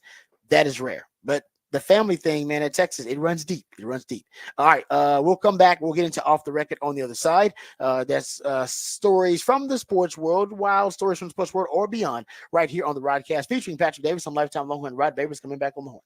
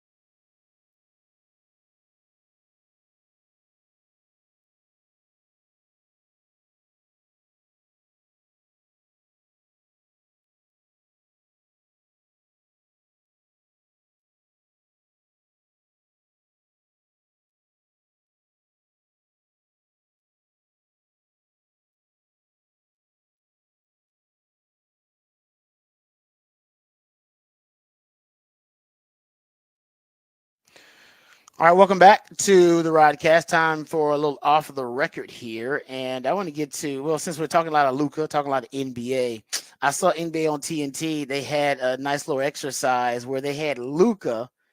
Basically, it's a bit where they had Luka say some of the kind of phrases that Shaq has used that have become pretty famous or well known. So, kind of well known Shaquille O'Neal phrases or Shaqisms. And he said them in Slovenian and then wanted Shaq to be able to translate. Because Shaq and Luka got some kind of weird little relationship now going. I saw a video of him singing Slovenian songs to Luka as he warmed up.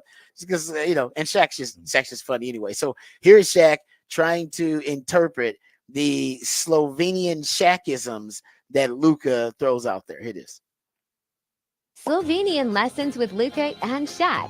We had Luka say some Shaq-themed phrases in Slovenian, and we want you to try to translate. DJ Diesel. DJ Diesel. Oh, that was easy. Google me, Chuck. It sounds like Google me, Chuck. Because I speak his language. So, Zela Babado, brother. Zela Babado. Gremo na šišo. Shisha, hookah. I'm going to the hookah bar.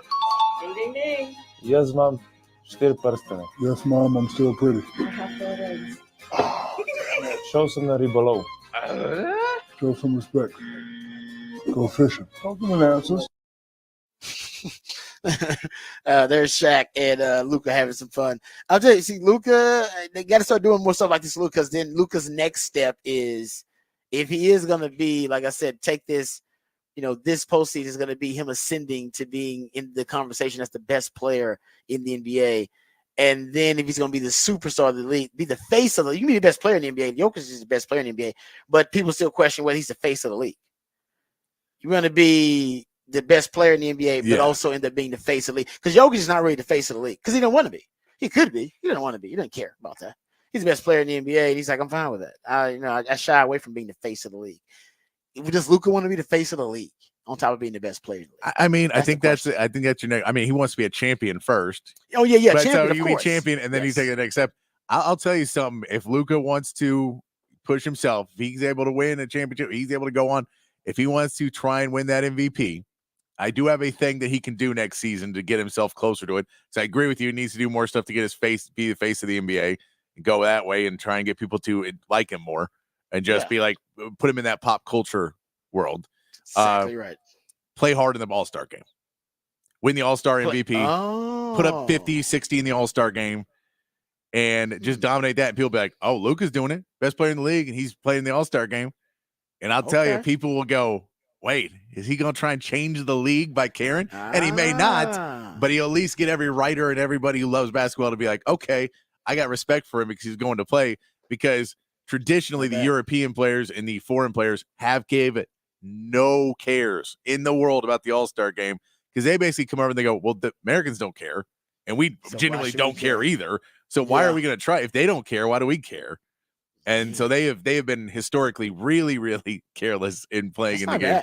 But if he wanted to come out and do that, it's one of those things you could do to that's not bad. I like that. Sway people's opinion of you is going out there and just dominating people in the All-Star game because you are, a top player in the league.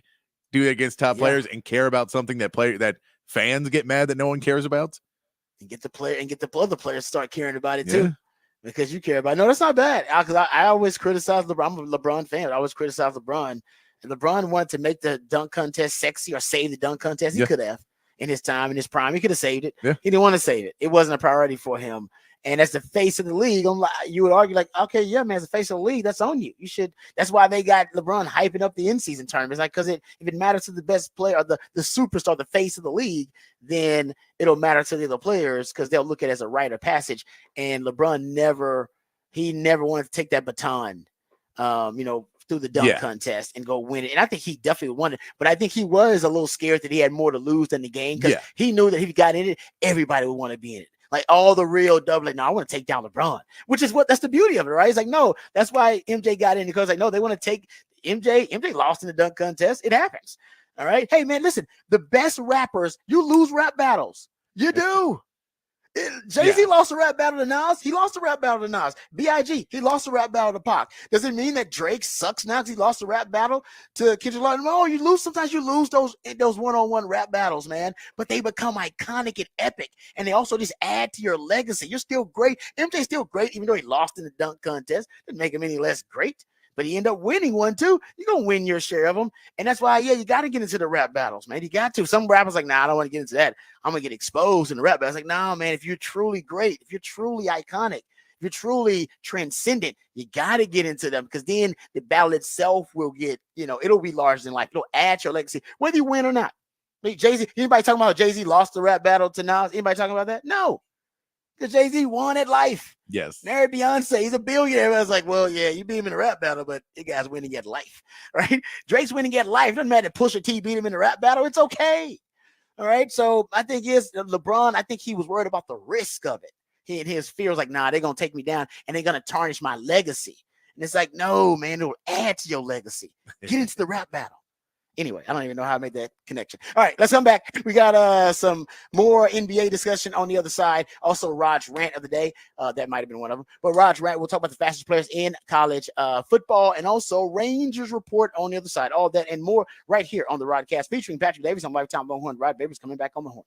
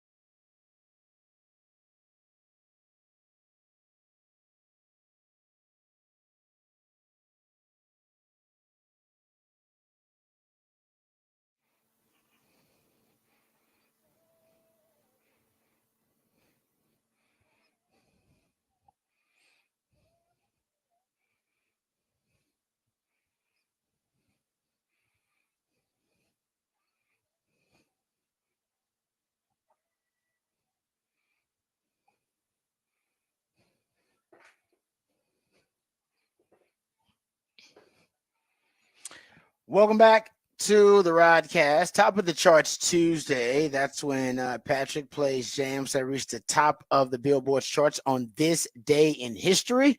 And that's the jam right there. Yeah, let's hear it for the boys. Like that. Let's hear it for the boy. That's singular. Huh? So let's hear it for the boy. Not boys. It's singular. Oh, really? Yeah. I thought it was boys. No, let's hear it for the boy. Interesting. I didn't even know it was let's hear it for the boy. I always thought it was I thought it was that for a long time too. But yeah, okay. it's interesting because it's about one. It's about her guy. She's okay. All right. I thought it was. I don't know why I thought it was boys. I always thought it was plural. There you go. I did too. I thought it was for a very long time. On Top of the Charts Tuesday.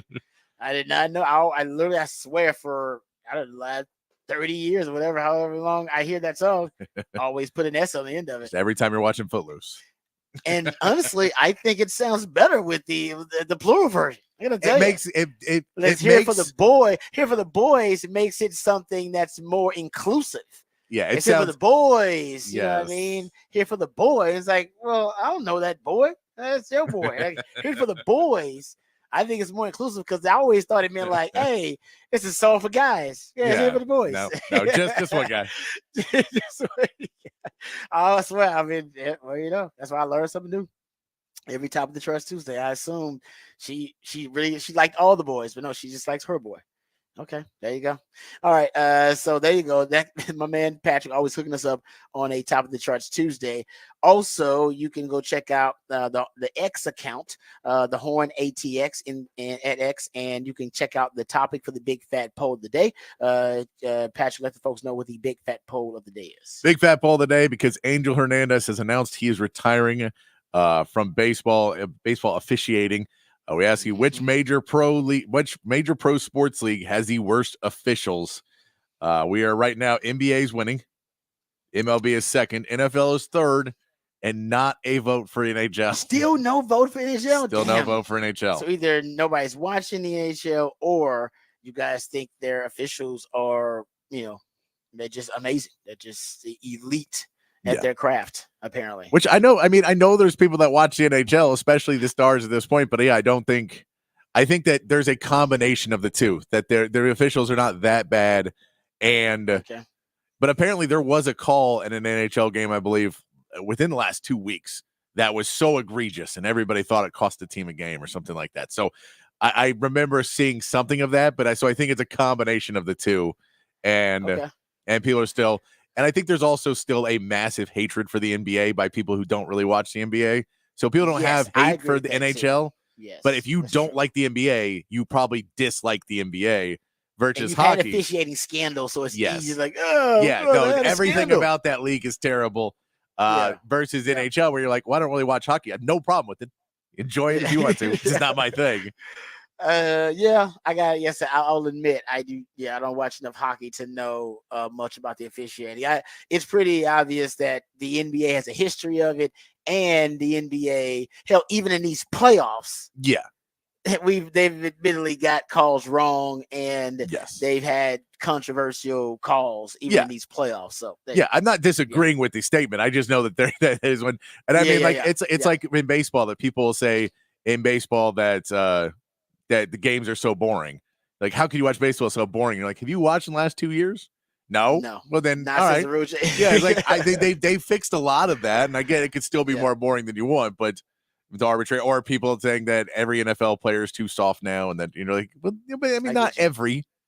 No, you're right about that. It's some of those kind of old stereotypes about the leagues themselves, but that aren't necessarily true. But you're right about the NBA. I will say that most of that could be due, at least half of it is due to the reputation that they have. Yeah, no, it is. It's in baseball, it's like the steroids thing is still there's still a lingering pit of that. I think in NBA, there's just so many stories in basketball, whether college or pro, that it's probably the easiest sport to point shave in.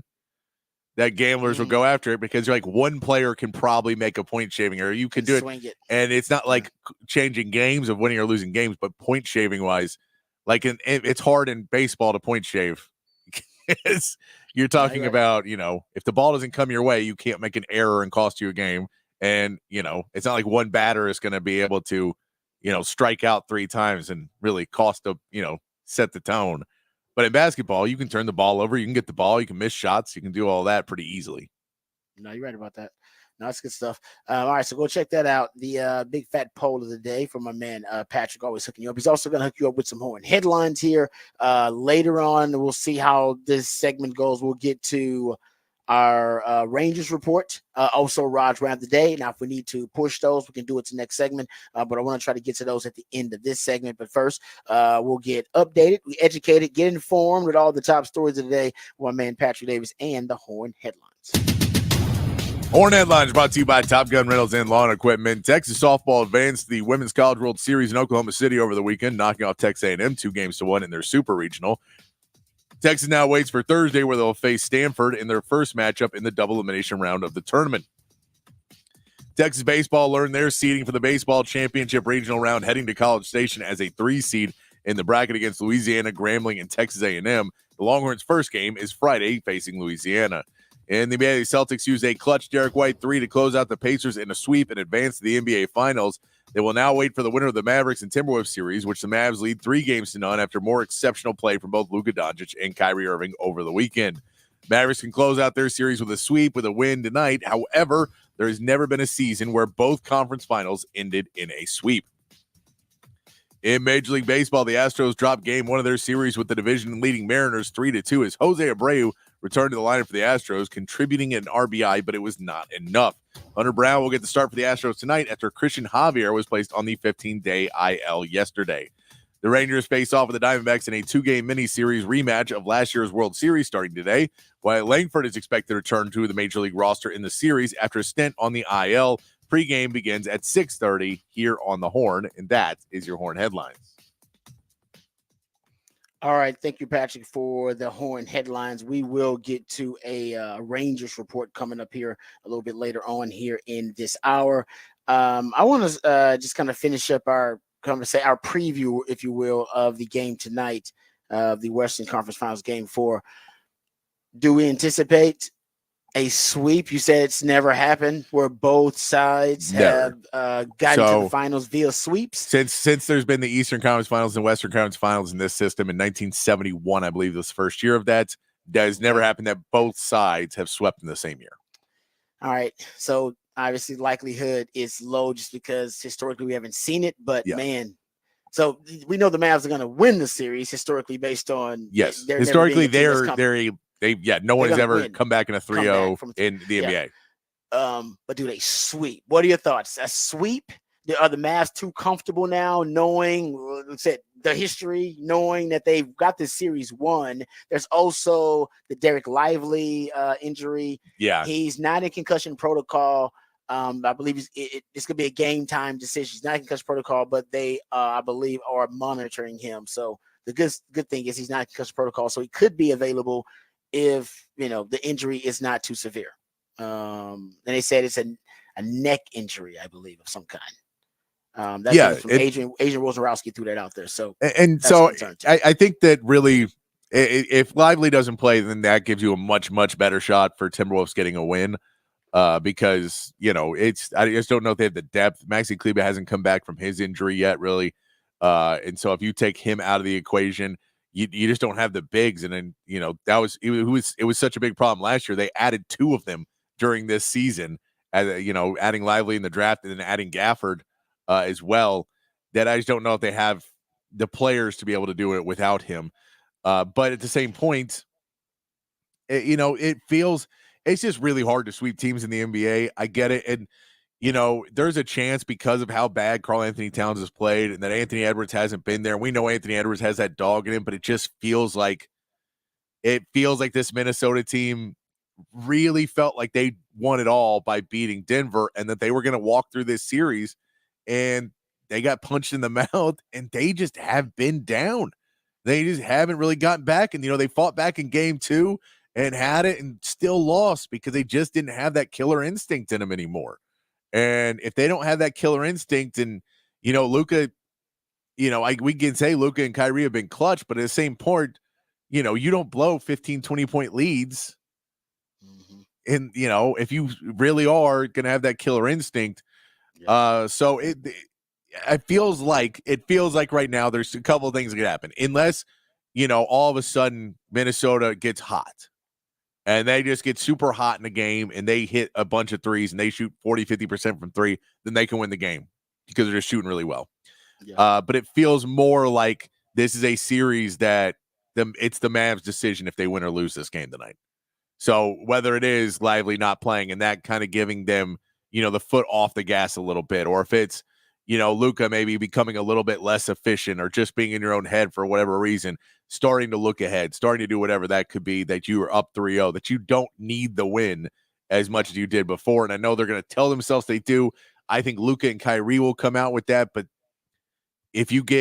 when Minnesota goes on a run, which they will, can you still have that fight in you that we can't let this slip away. We have to go now. We have to attack now. We have to get our rest.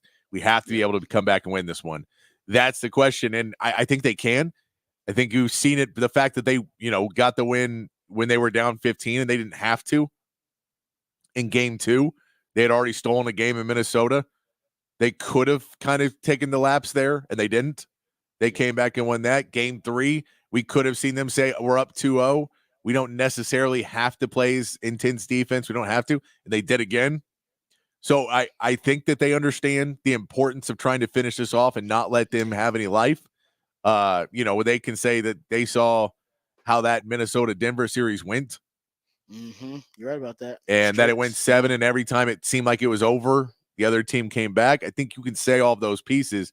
It's just hard to get into anybody's mindset when you're in these playoffs, and it's so stressful and it's so, you're so into it. I think it helps the Mavs that there's no breaks, that you're, day on, day off, that you don't have that 3 or 4 days to kind of change the mindset that were happening a little bit earlier in the playoffs. I think that's good for them.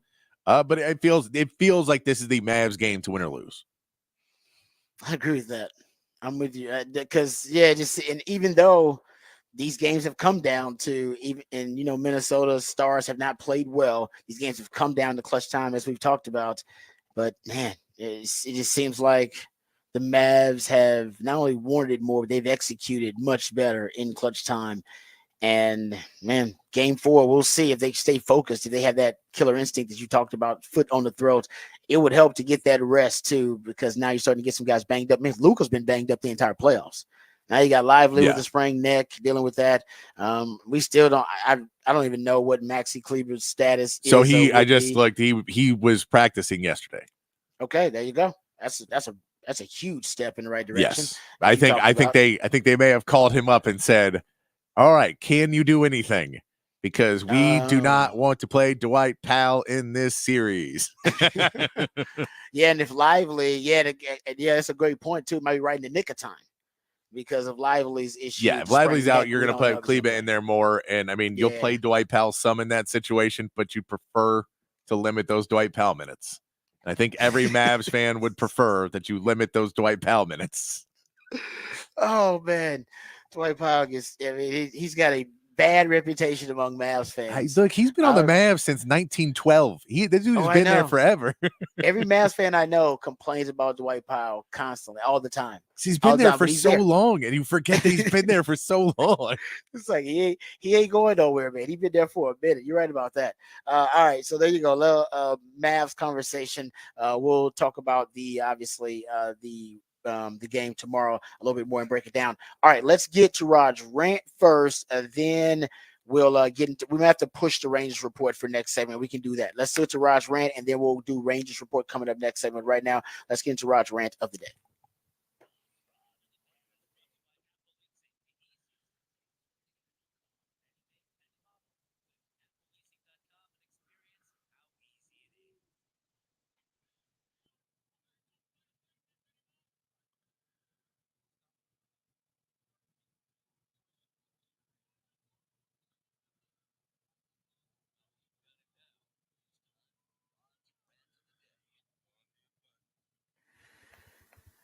All right, welcome back to Rod's rant of the day. I want to get into this list. College Football Network is where I got it. Cam Miller, who used to work for Pro Football Focus, now does work for College Football Network. They got with Real Analytics. You've heard that name before. I brought up Real Analytics because they're the ones who do the in-game live GPS tracking of player speeds. And they're the ones who come up with the miles per hour numbers of tracking the player speed in game. Remember when Xavier Worthy was projected as the fastest player in college football based on their, like I said, in-game metric. It was backed up. It ended up going to the combine and breaking the record for the 40-yard dash. So it's relatively accurate, or at least gives you a good baseline to start with in terms of looking at guys' speed, like real in-game speed with pads on, game situations, which is why I like it. So here is their projections for the 2024 season. Now, they obviously, guys that were drafted are taken out of this equation. It does take into account transfers, and it takes into account the new leagues, of course, with realignment. So this is College Football Network's fastest players list. Now, they make a list from the 2023 season, and these are all the players that are returning and from that 2023 list. So if you look at conference-wise, based on their list of the fastest players in college football in game from 2023, the Big 12 is going to be the fastest league in 2024 with 48 players. Or not 48, I was going to say even 48 instances of them being listed on their fastest players in college football lists. So they were listed 48 times. The Big 10 had players that were listed 28 times. Sometimes players show up multiple times because those are really fast players. So the Big 10 was listed 28 times. The ACC was listed 30 times. So that's the second most actually by the ACC. The Big 10 has the third most. And then the SEC among the power conferences, 22 times they were listed and recognized on the fastest players real analytics list. So the SEC, maybe the slowest of the power leagues based on this metric. Can I ask you this? Because I think there's a question. Does a better level of defense possibly limit some of those plays because you're not getting as many just wide open guy running down the field plays? May it knock, and that wouldn't knock off all of them, but maybe four or five? That totally agree with you. There's no question. So if you're saying the defense has the worst, the Big 12 has the worst defense, then you'd have more explosive plays. Yes. So more opportunities for guys to reach top max speed because they're obviously running 10 to 12 to 15. Yeah, guys to taking bad angles, and so he actually gets downfield. Totally agreed. No doubt, Patrick. The money. I'd agree with that 100%. And NFL scouts would agree with you too. They probably you're probably thinking like how the NFL scouts are thinking with that one. That the SEC plays better defense. That's why you have that. But then you get to the FCS level had 12, the AAC had 10, Mountain West had 7, Sun Belt and had 4, Independents, and Conference USA had 3. There you go. That's the conferences. How many times they were listed on the top fastest players real analytics list from 2023.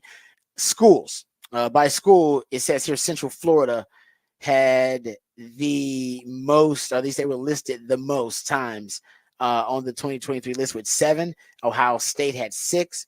Kansas had 5. Oklahoma, Cal, Kansas State. So Kansas, Oklahoma, Cal, and Kansas State all had 5 different instances where they made the top fastest players list in college football. Alabama, Colorado, Iowa State, Georgia Tech, Iowa, Kentucky, North Carolina, and Northwestern all were listed 4 times on that list. And there were several schools tied for 3. The fastest players by position says running back. Here's the fastest players. There are 78 times a running back showed up on the fastest players list from 2023. 55 times a wide receiver showed up. 21 times a DB showed up, and 18 times you saw a quarterback show up. The fastest quarterback coming back for 2024 will be DeQuan Finn from Baylor. He was clocked at 21.9 miles per hour. The fastest running back is Jaden Blue. So running back is listed on the fastest players list more than any other position, 78 to 55. So that's a big gap, right? Talking about 23 more times than the second the position that's listed the second most. And Jaden Blue is the fastest of that group. at least based on this metric, 22.3 miles per hour. Barian Brown, Kentucky wide receiver, 22.6 miles per hour. It's the fastest at wide receiver. Brandon Buckhalter of UAB also was at 22.6 miles per hour. And the fastest DB is Kapina Gushikin out of Washington State, 22.4 miles per hour. Players who had the most appearances, says Trevion Henderson of Ohio State, was on 4 times. Jalen Muro, Jaden Ott, Dylan Edwards, Billy Bowman, and RJ Harvey.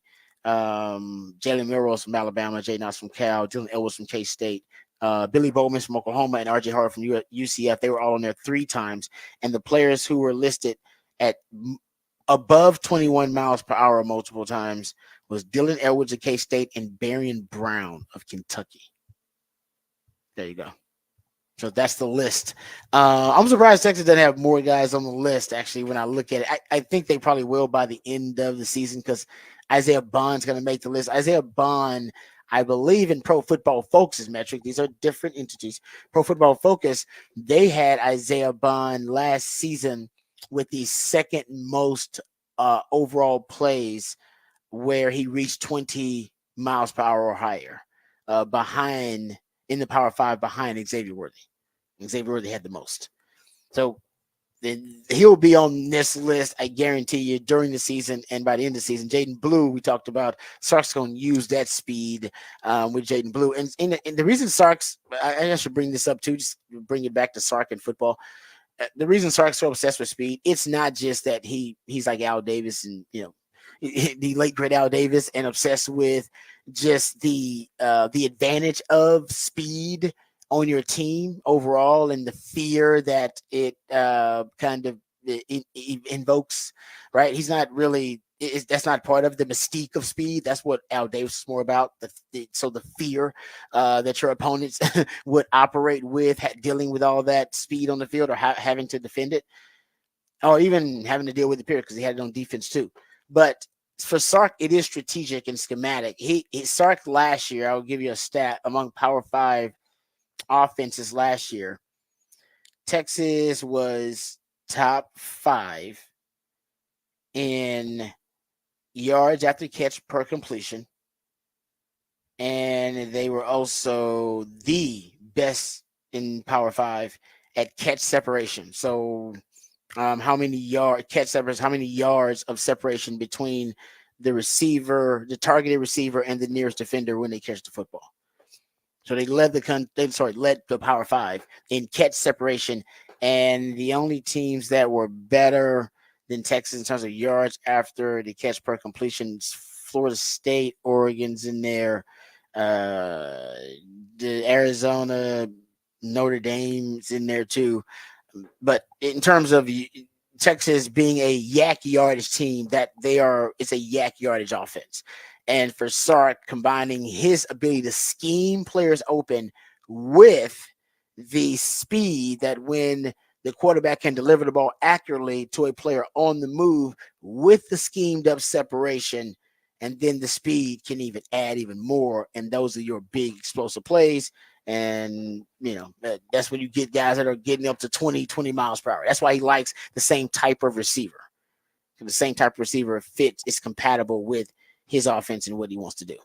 Okay, let's get to the break here. We'll get to the Rangers report on the other side. Also, speaking of speed, Patrick Mahomes is glad that the Kansas City Chiefs have added some speed, and now they're the fastest wide receiving core in the NFL. What are they going to do with that speed?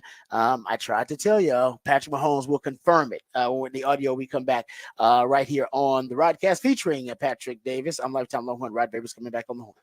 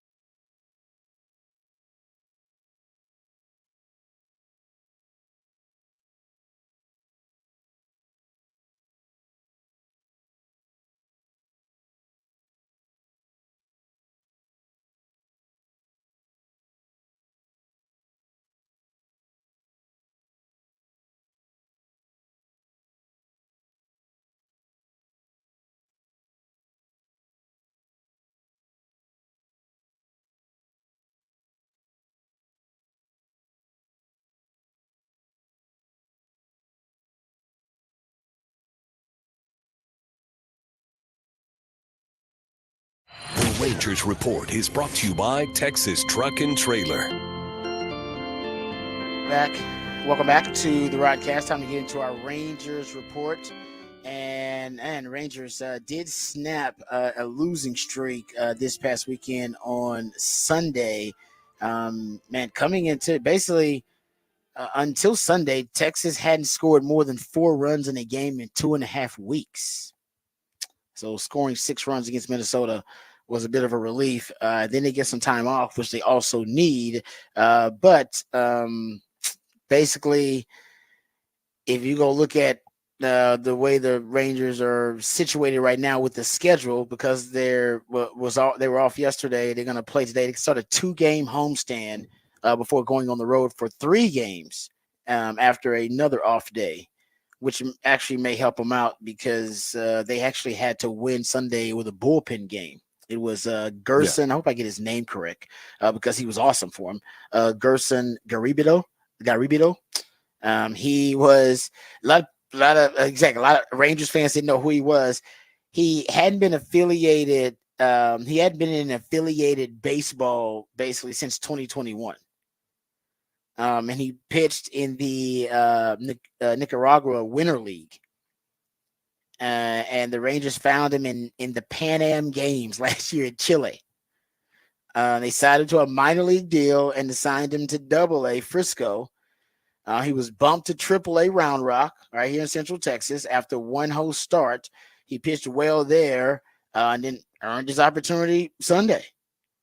And 3 2/3 innings of 1-run ball. Pretty damn good. And the Rangers, right now, they said the Rangers could send him down or designate him for assignment after he threw 84 pitches. After a day off, he might be ready to go. After waiting to make his in Major League Baseball debut until Sunday, he'd probably throw another 84 pitches if they need him to. So that was good news. And also, Corey Seager is playing really well now. I kind of started all things slow, but he has reached base now in 20 straight games. He has 7 homers in 10 games, 9 home runs in 17 games, and has raised his average 39 points now to 258 since May 2nd and continuing to climb. Also good news for the Rangers. So there's some good news. And I believe they're expecting Wyatt Langford coming back, correct? Yes, he's supposed to be coming back. They expect him to be back here. Basically, he's supposed to be off the IL. I believe the announcement will come today. Okay. But it has not been announced yet. It's still, so we're still pre 10 a.m. So it could be coming within today. I would expect him to be called up into the roster today. If it's not today, it'll be tomorrow. They could technically hold him off till Friday, but he's already done a few rehab assignments, so he should be ready to come back. And I heard Jeff Wilson talking about Nathan Eovaldi, that if they can get through this next stretch of games, they could basically go into like June 4th without needing a 5th starter. And then by then Eovaldi should be back. Yeah. Into the lineup, into the rotation, I should say. So there's good news for the Rangers. I mean, this is a long baseball season, so they got time, but the Rangers have lost 5 straight series, which has contributed to them falling below 500 at one point. So yeah, they're 25 and 29, I believe, and the Diamondbacks are 25 and 28, having similar problems to the Rangers that they've that World Series hangover that a lot of teams get early in the season. You just spend so much time, you play late into the season, and then you're kind of dealing with that, either the win or the loss for the offseason, and then you're immediately coming back and playing again, reporting back to camp. And they started off pretty hot and felt pretty good about themselves, but there's a grind and a wear and tear of the baseball season. I think Bruce Bochy kind of understands this. He's been on championship teams before, so I think he's letting them kind of find their own way through it. And when he needs to get them to turn it back on, he'll get them to turn it back on. But as long as you're staying in it, the Mariners don't have a huge lead in the AL division right now. It's not like the Astros are killing it or the Mariners. So if you can say we can sit behind, we're still within striking distance, there's no need to sound any alarms and try and, push these guys too early. Let's wait a little bit longer, get closer to the All-Star break, and then really try to have that second half that's really good. But if I don't push him too much now, get him a little bit more rest, let him get through, then it'll help us make that run in the postseason instead of trying to go as hard as we did last year and push so hard and had that really tough divisional, the race between the Astros and the Rangers and the Mariners where they were all fighting until the last game of the season. You had that as well. I think he understands that, maybe you can't push them so hard all the time or they'll get, it's still too much. No, I'm with you on that. And remember, hell, last year they had, that's the crazy part about it. They had a really down stretch last year where they were struggling to the point where I remember some Rangers fans jumping off the bandwagon. Yeah. I remember Ty jumped off the bandwagon. He's like, "Mom, man, those Rangers are done." And they're so damn talented that, they found a way to push through and not only push through, played their best baseball and peaked at the right time. So the season is so long. I wouldn't freak out. I was freaking out about the Astros already. Now the Astros are playing good ball. Astros will probably hit another tough stretch, and they'll struggle at one point. That's why the season's so damn long. You hit a tough look. Yeah, because the Astros are in a series with the Mariners right now. They dropped game one of that, but you'd like to be able to, if you can win against the division leading Mariners right now, it's big. But if you get swept by them, then you can get a little bit worried again. So then the glass is half empty instead of being half full, that kind of thing. But the Rangers, they do fall below 500 for the first time, I think, since 2022. So there are some Rangers fans who are concerned, but no panic button. Too early for the panic button. All right, that's the Rangers report brought to you by Texas Truck and Trailer.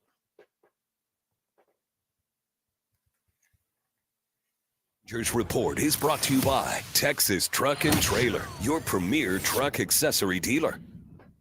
All right, now a couple of clips I want to get to from the Pat McAfee show about Xavier Worthy. Remember, I was just talking about in Rod's rant about the list of the fastest players in college football. I look at that list every year. When I looked at it 2 years ago, it had Xavier Worthy as the fastest player in college football, and they were right. He was shot to like 22.7 miles per hour. Well, we looked at the fastest cores in the NFL, and it's looking at Xavier Worthy and Hollywood Brown, Rashee Rice as the fastest wide receiving core in the league now. So they went from being the worst wide receiving core in the NFL last season to now having the fastest wide receiving core in the NFL. This is intentional. And I've been saying this for a while. I said it right after the draft. I said, no, man, I've heard Andy Reid talk too much and Patrick Mahomes talk too much about bringing the vertical element back to the offense. Patrick Mahomes was complaining about it last year. And even after the season, after they won a Super Bowl, he still was complaining about it. And Andy Reid was talking about it after they won the Super Bowl. I'm like, if they're talking about that after winning the Super Bowl, it must really irk them. It's like Sark in red zone offense. He's like, yeah, we got to the college football playoff, but damn, that red zone offense, we got to get better. Yeah, because he understands that's what's holding me back from true dominance. Pat McAfee and his team there, they asked him a couple of questions. Now, the first one is Pat McAfee just asking him, well, you know what? The question's in it. Let's listen to where Patrick Mahomes steers the answer to Pat McAfee's question.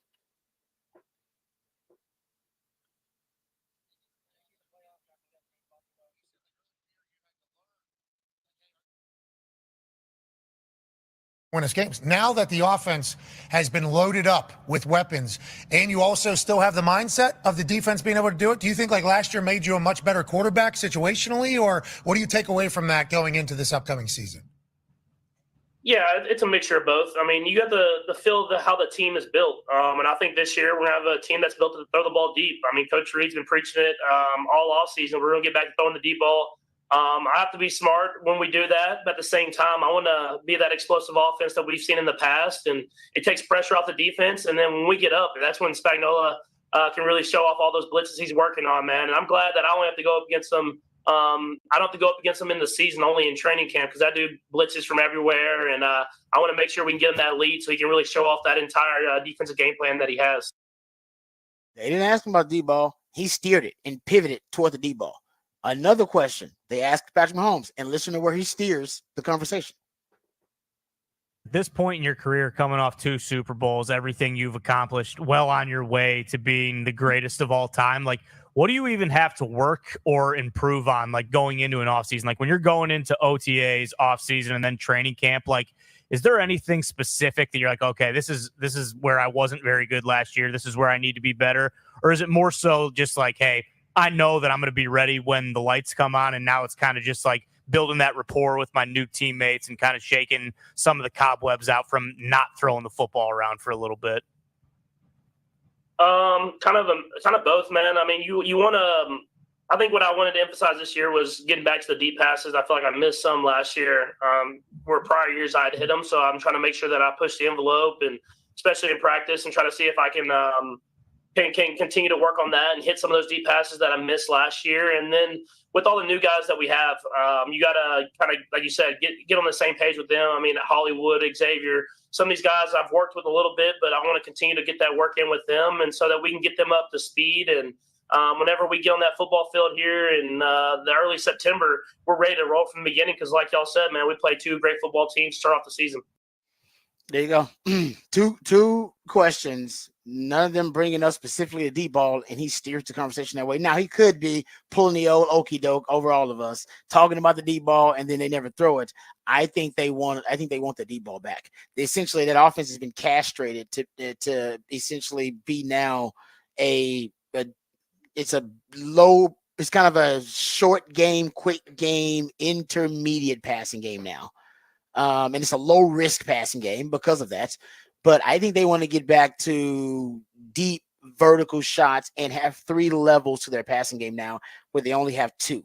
And that'll help out Kelsey too, because it'll open up the field for Kelsey a little bit more, just to work the underneath and to beat man coverage no matter what it is. So trust me, it's intentional. I said it right after. Remember, the last 5 seasons, the length of Patrick Mahomes passing touchdowns, the average length of a Patrick Mahomes passing touchdown has decreased from 17.3 yards in 2019 to 3.9 yards in 2023. His average touchdown pass is 3.9 yards now.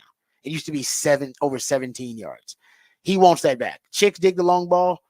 So do the Chiefs. Chiefs and the Chicks dig the long ball. Patrick Mahomes and the Chiefs. All right, we come back. We have Who Said That on the other side. We'll play some audio clips from the sports world, sometimes beyond the sports world. Then based on the audio that's played or the context clues, you're supposed to identify who said that. When we come back right here on the Rodcast featuring Patrick Davis, I'm lifetime Longhorn Rod Davis coming back on the horn.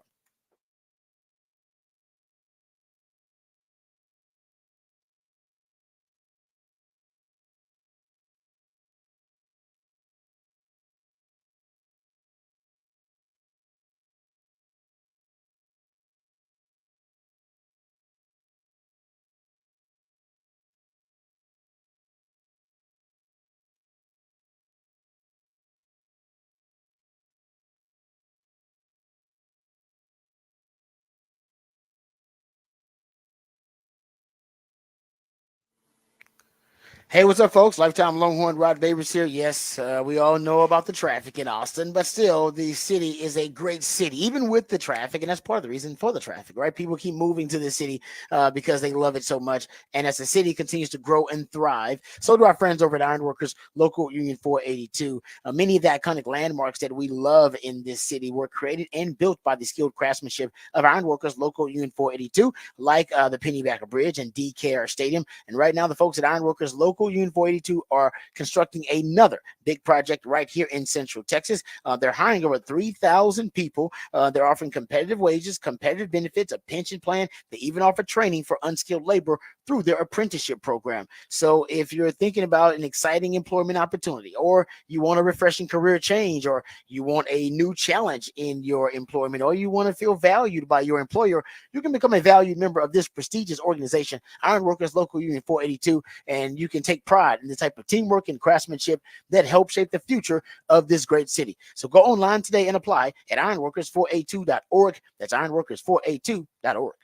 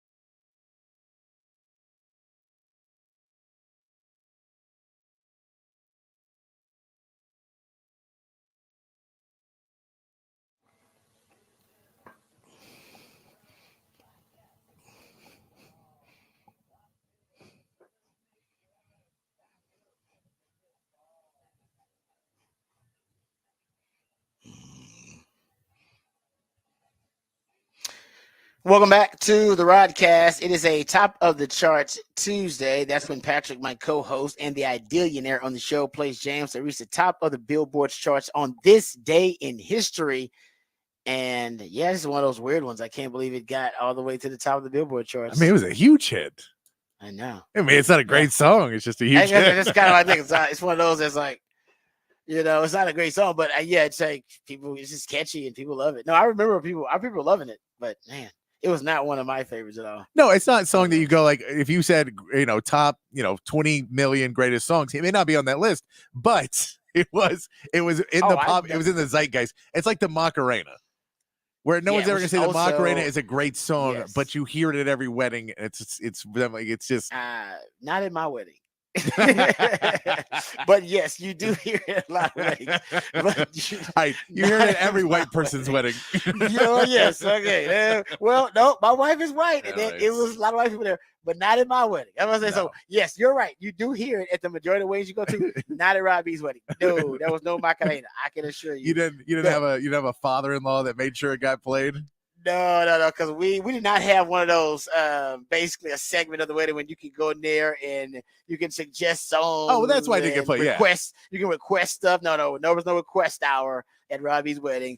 We had all the songs kind of planned out and the vibe planned out. And Macarena didn't make it, but you know what? That is right. That's a wedding song. It is. We did some line dancing stuff. We did the Cupid Shuffle. Okay, we did that. Yeah, stuff like that. What's the chicken song? What's the it is like a chicken dance or something like that. Is right? it chicken dance? Is that what it is? I want to say that might be what it's called. But you're right. That's always up there. I don't know. That's another one. Yeah. Yeah, it's another one. Trust me. They're also not at Rodby's wedding. That didn't happen. All right. Let's get to who said that. That's when Patrick plays pieces of audio from the sports world, sometimes beyond the sports world. And then based on the context clues or based on familiarity, hopefully you can recall and identify who said that. I took a strike three right down the middle on purpose because I knew it was a strike. And I turned around and cussed out the umpire so he could toss me out of the game. This was July 21st, 1990. My daughter was born that morning, so I went to the hospital to spend the day with my daughter and wife in the hospital. So I got kicked out. That's my favorite moment, getting kicked out of the game on purpose to go spend the day at the hospital. That was awesome. That is Bo Jackson. That is amazing. That's how you know you are truly like just a legendary badass. He's like, no, I got kicked out of the game. I'm going to go hang out with my daughter, man. And you can do that in baseball, though. And it's not, he's like, no, man, we got 162 of these damn things. You good. Go. Yeah, no, that's why there are players. It's like, I mean, look, Rudy Gobert missed a playoff game this year because of the birth of his daughter. Missed a game. Like players now, because there is more player empowerment because the money's there. And like at the end of the day, you go, it's millions and millions of dollars. But I also have now a security blanket that if everything were to go badly, I'm still a millionaire. Versus when it was back in the day, and you're like, man, if I lose this, like if they think I'm unreliable, and they take me out, I'm back stacking boxes or whatever it is. Hey man, and hey, look, back in the warehouse. The same thing was true then is the same thing is true now. What is the best ability, Rod? Availability. Always. It has always been true. And so you did not try and get out of games too many times because it'll get you in trouble. That's a good point. And you're right about that. You're right about that. In so many ways, you're right about that, brother. All right. Appreciate you, Patrick. As always, man, you did a great job. And we appreciate you. You're the real MVP. I appreciate you guys out there for listening. Remember, the revolution will not be televised, but of course, we'll be talking about it right here on the Rodcast. We love you guys. We mean that. Take care of yourselves, but more importantly, take care of each other. Tomorrow we'll be back. Same time, same channel. Until then, hook 'em and peace.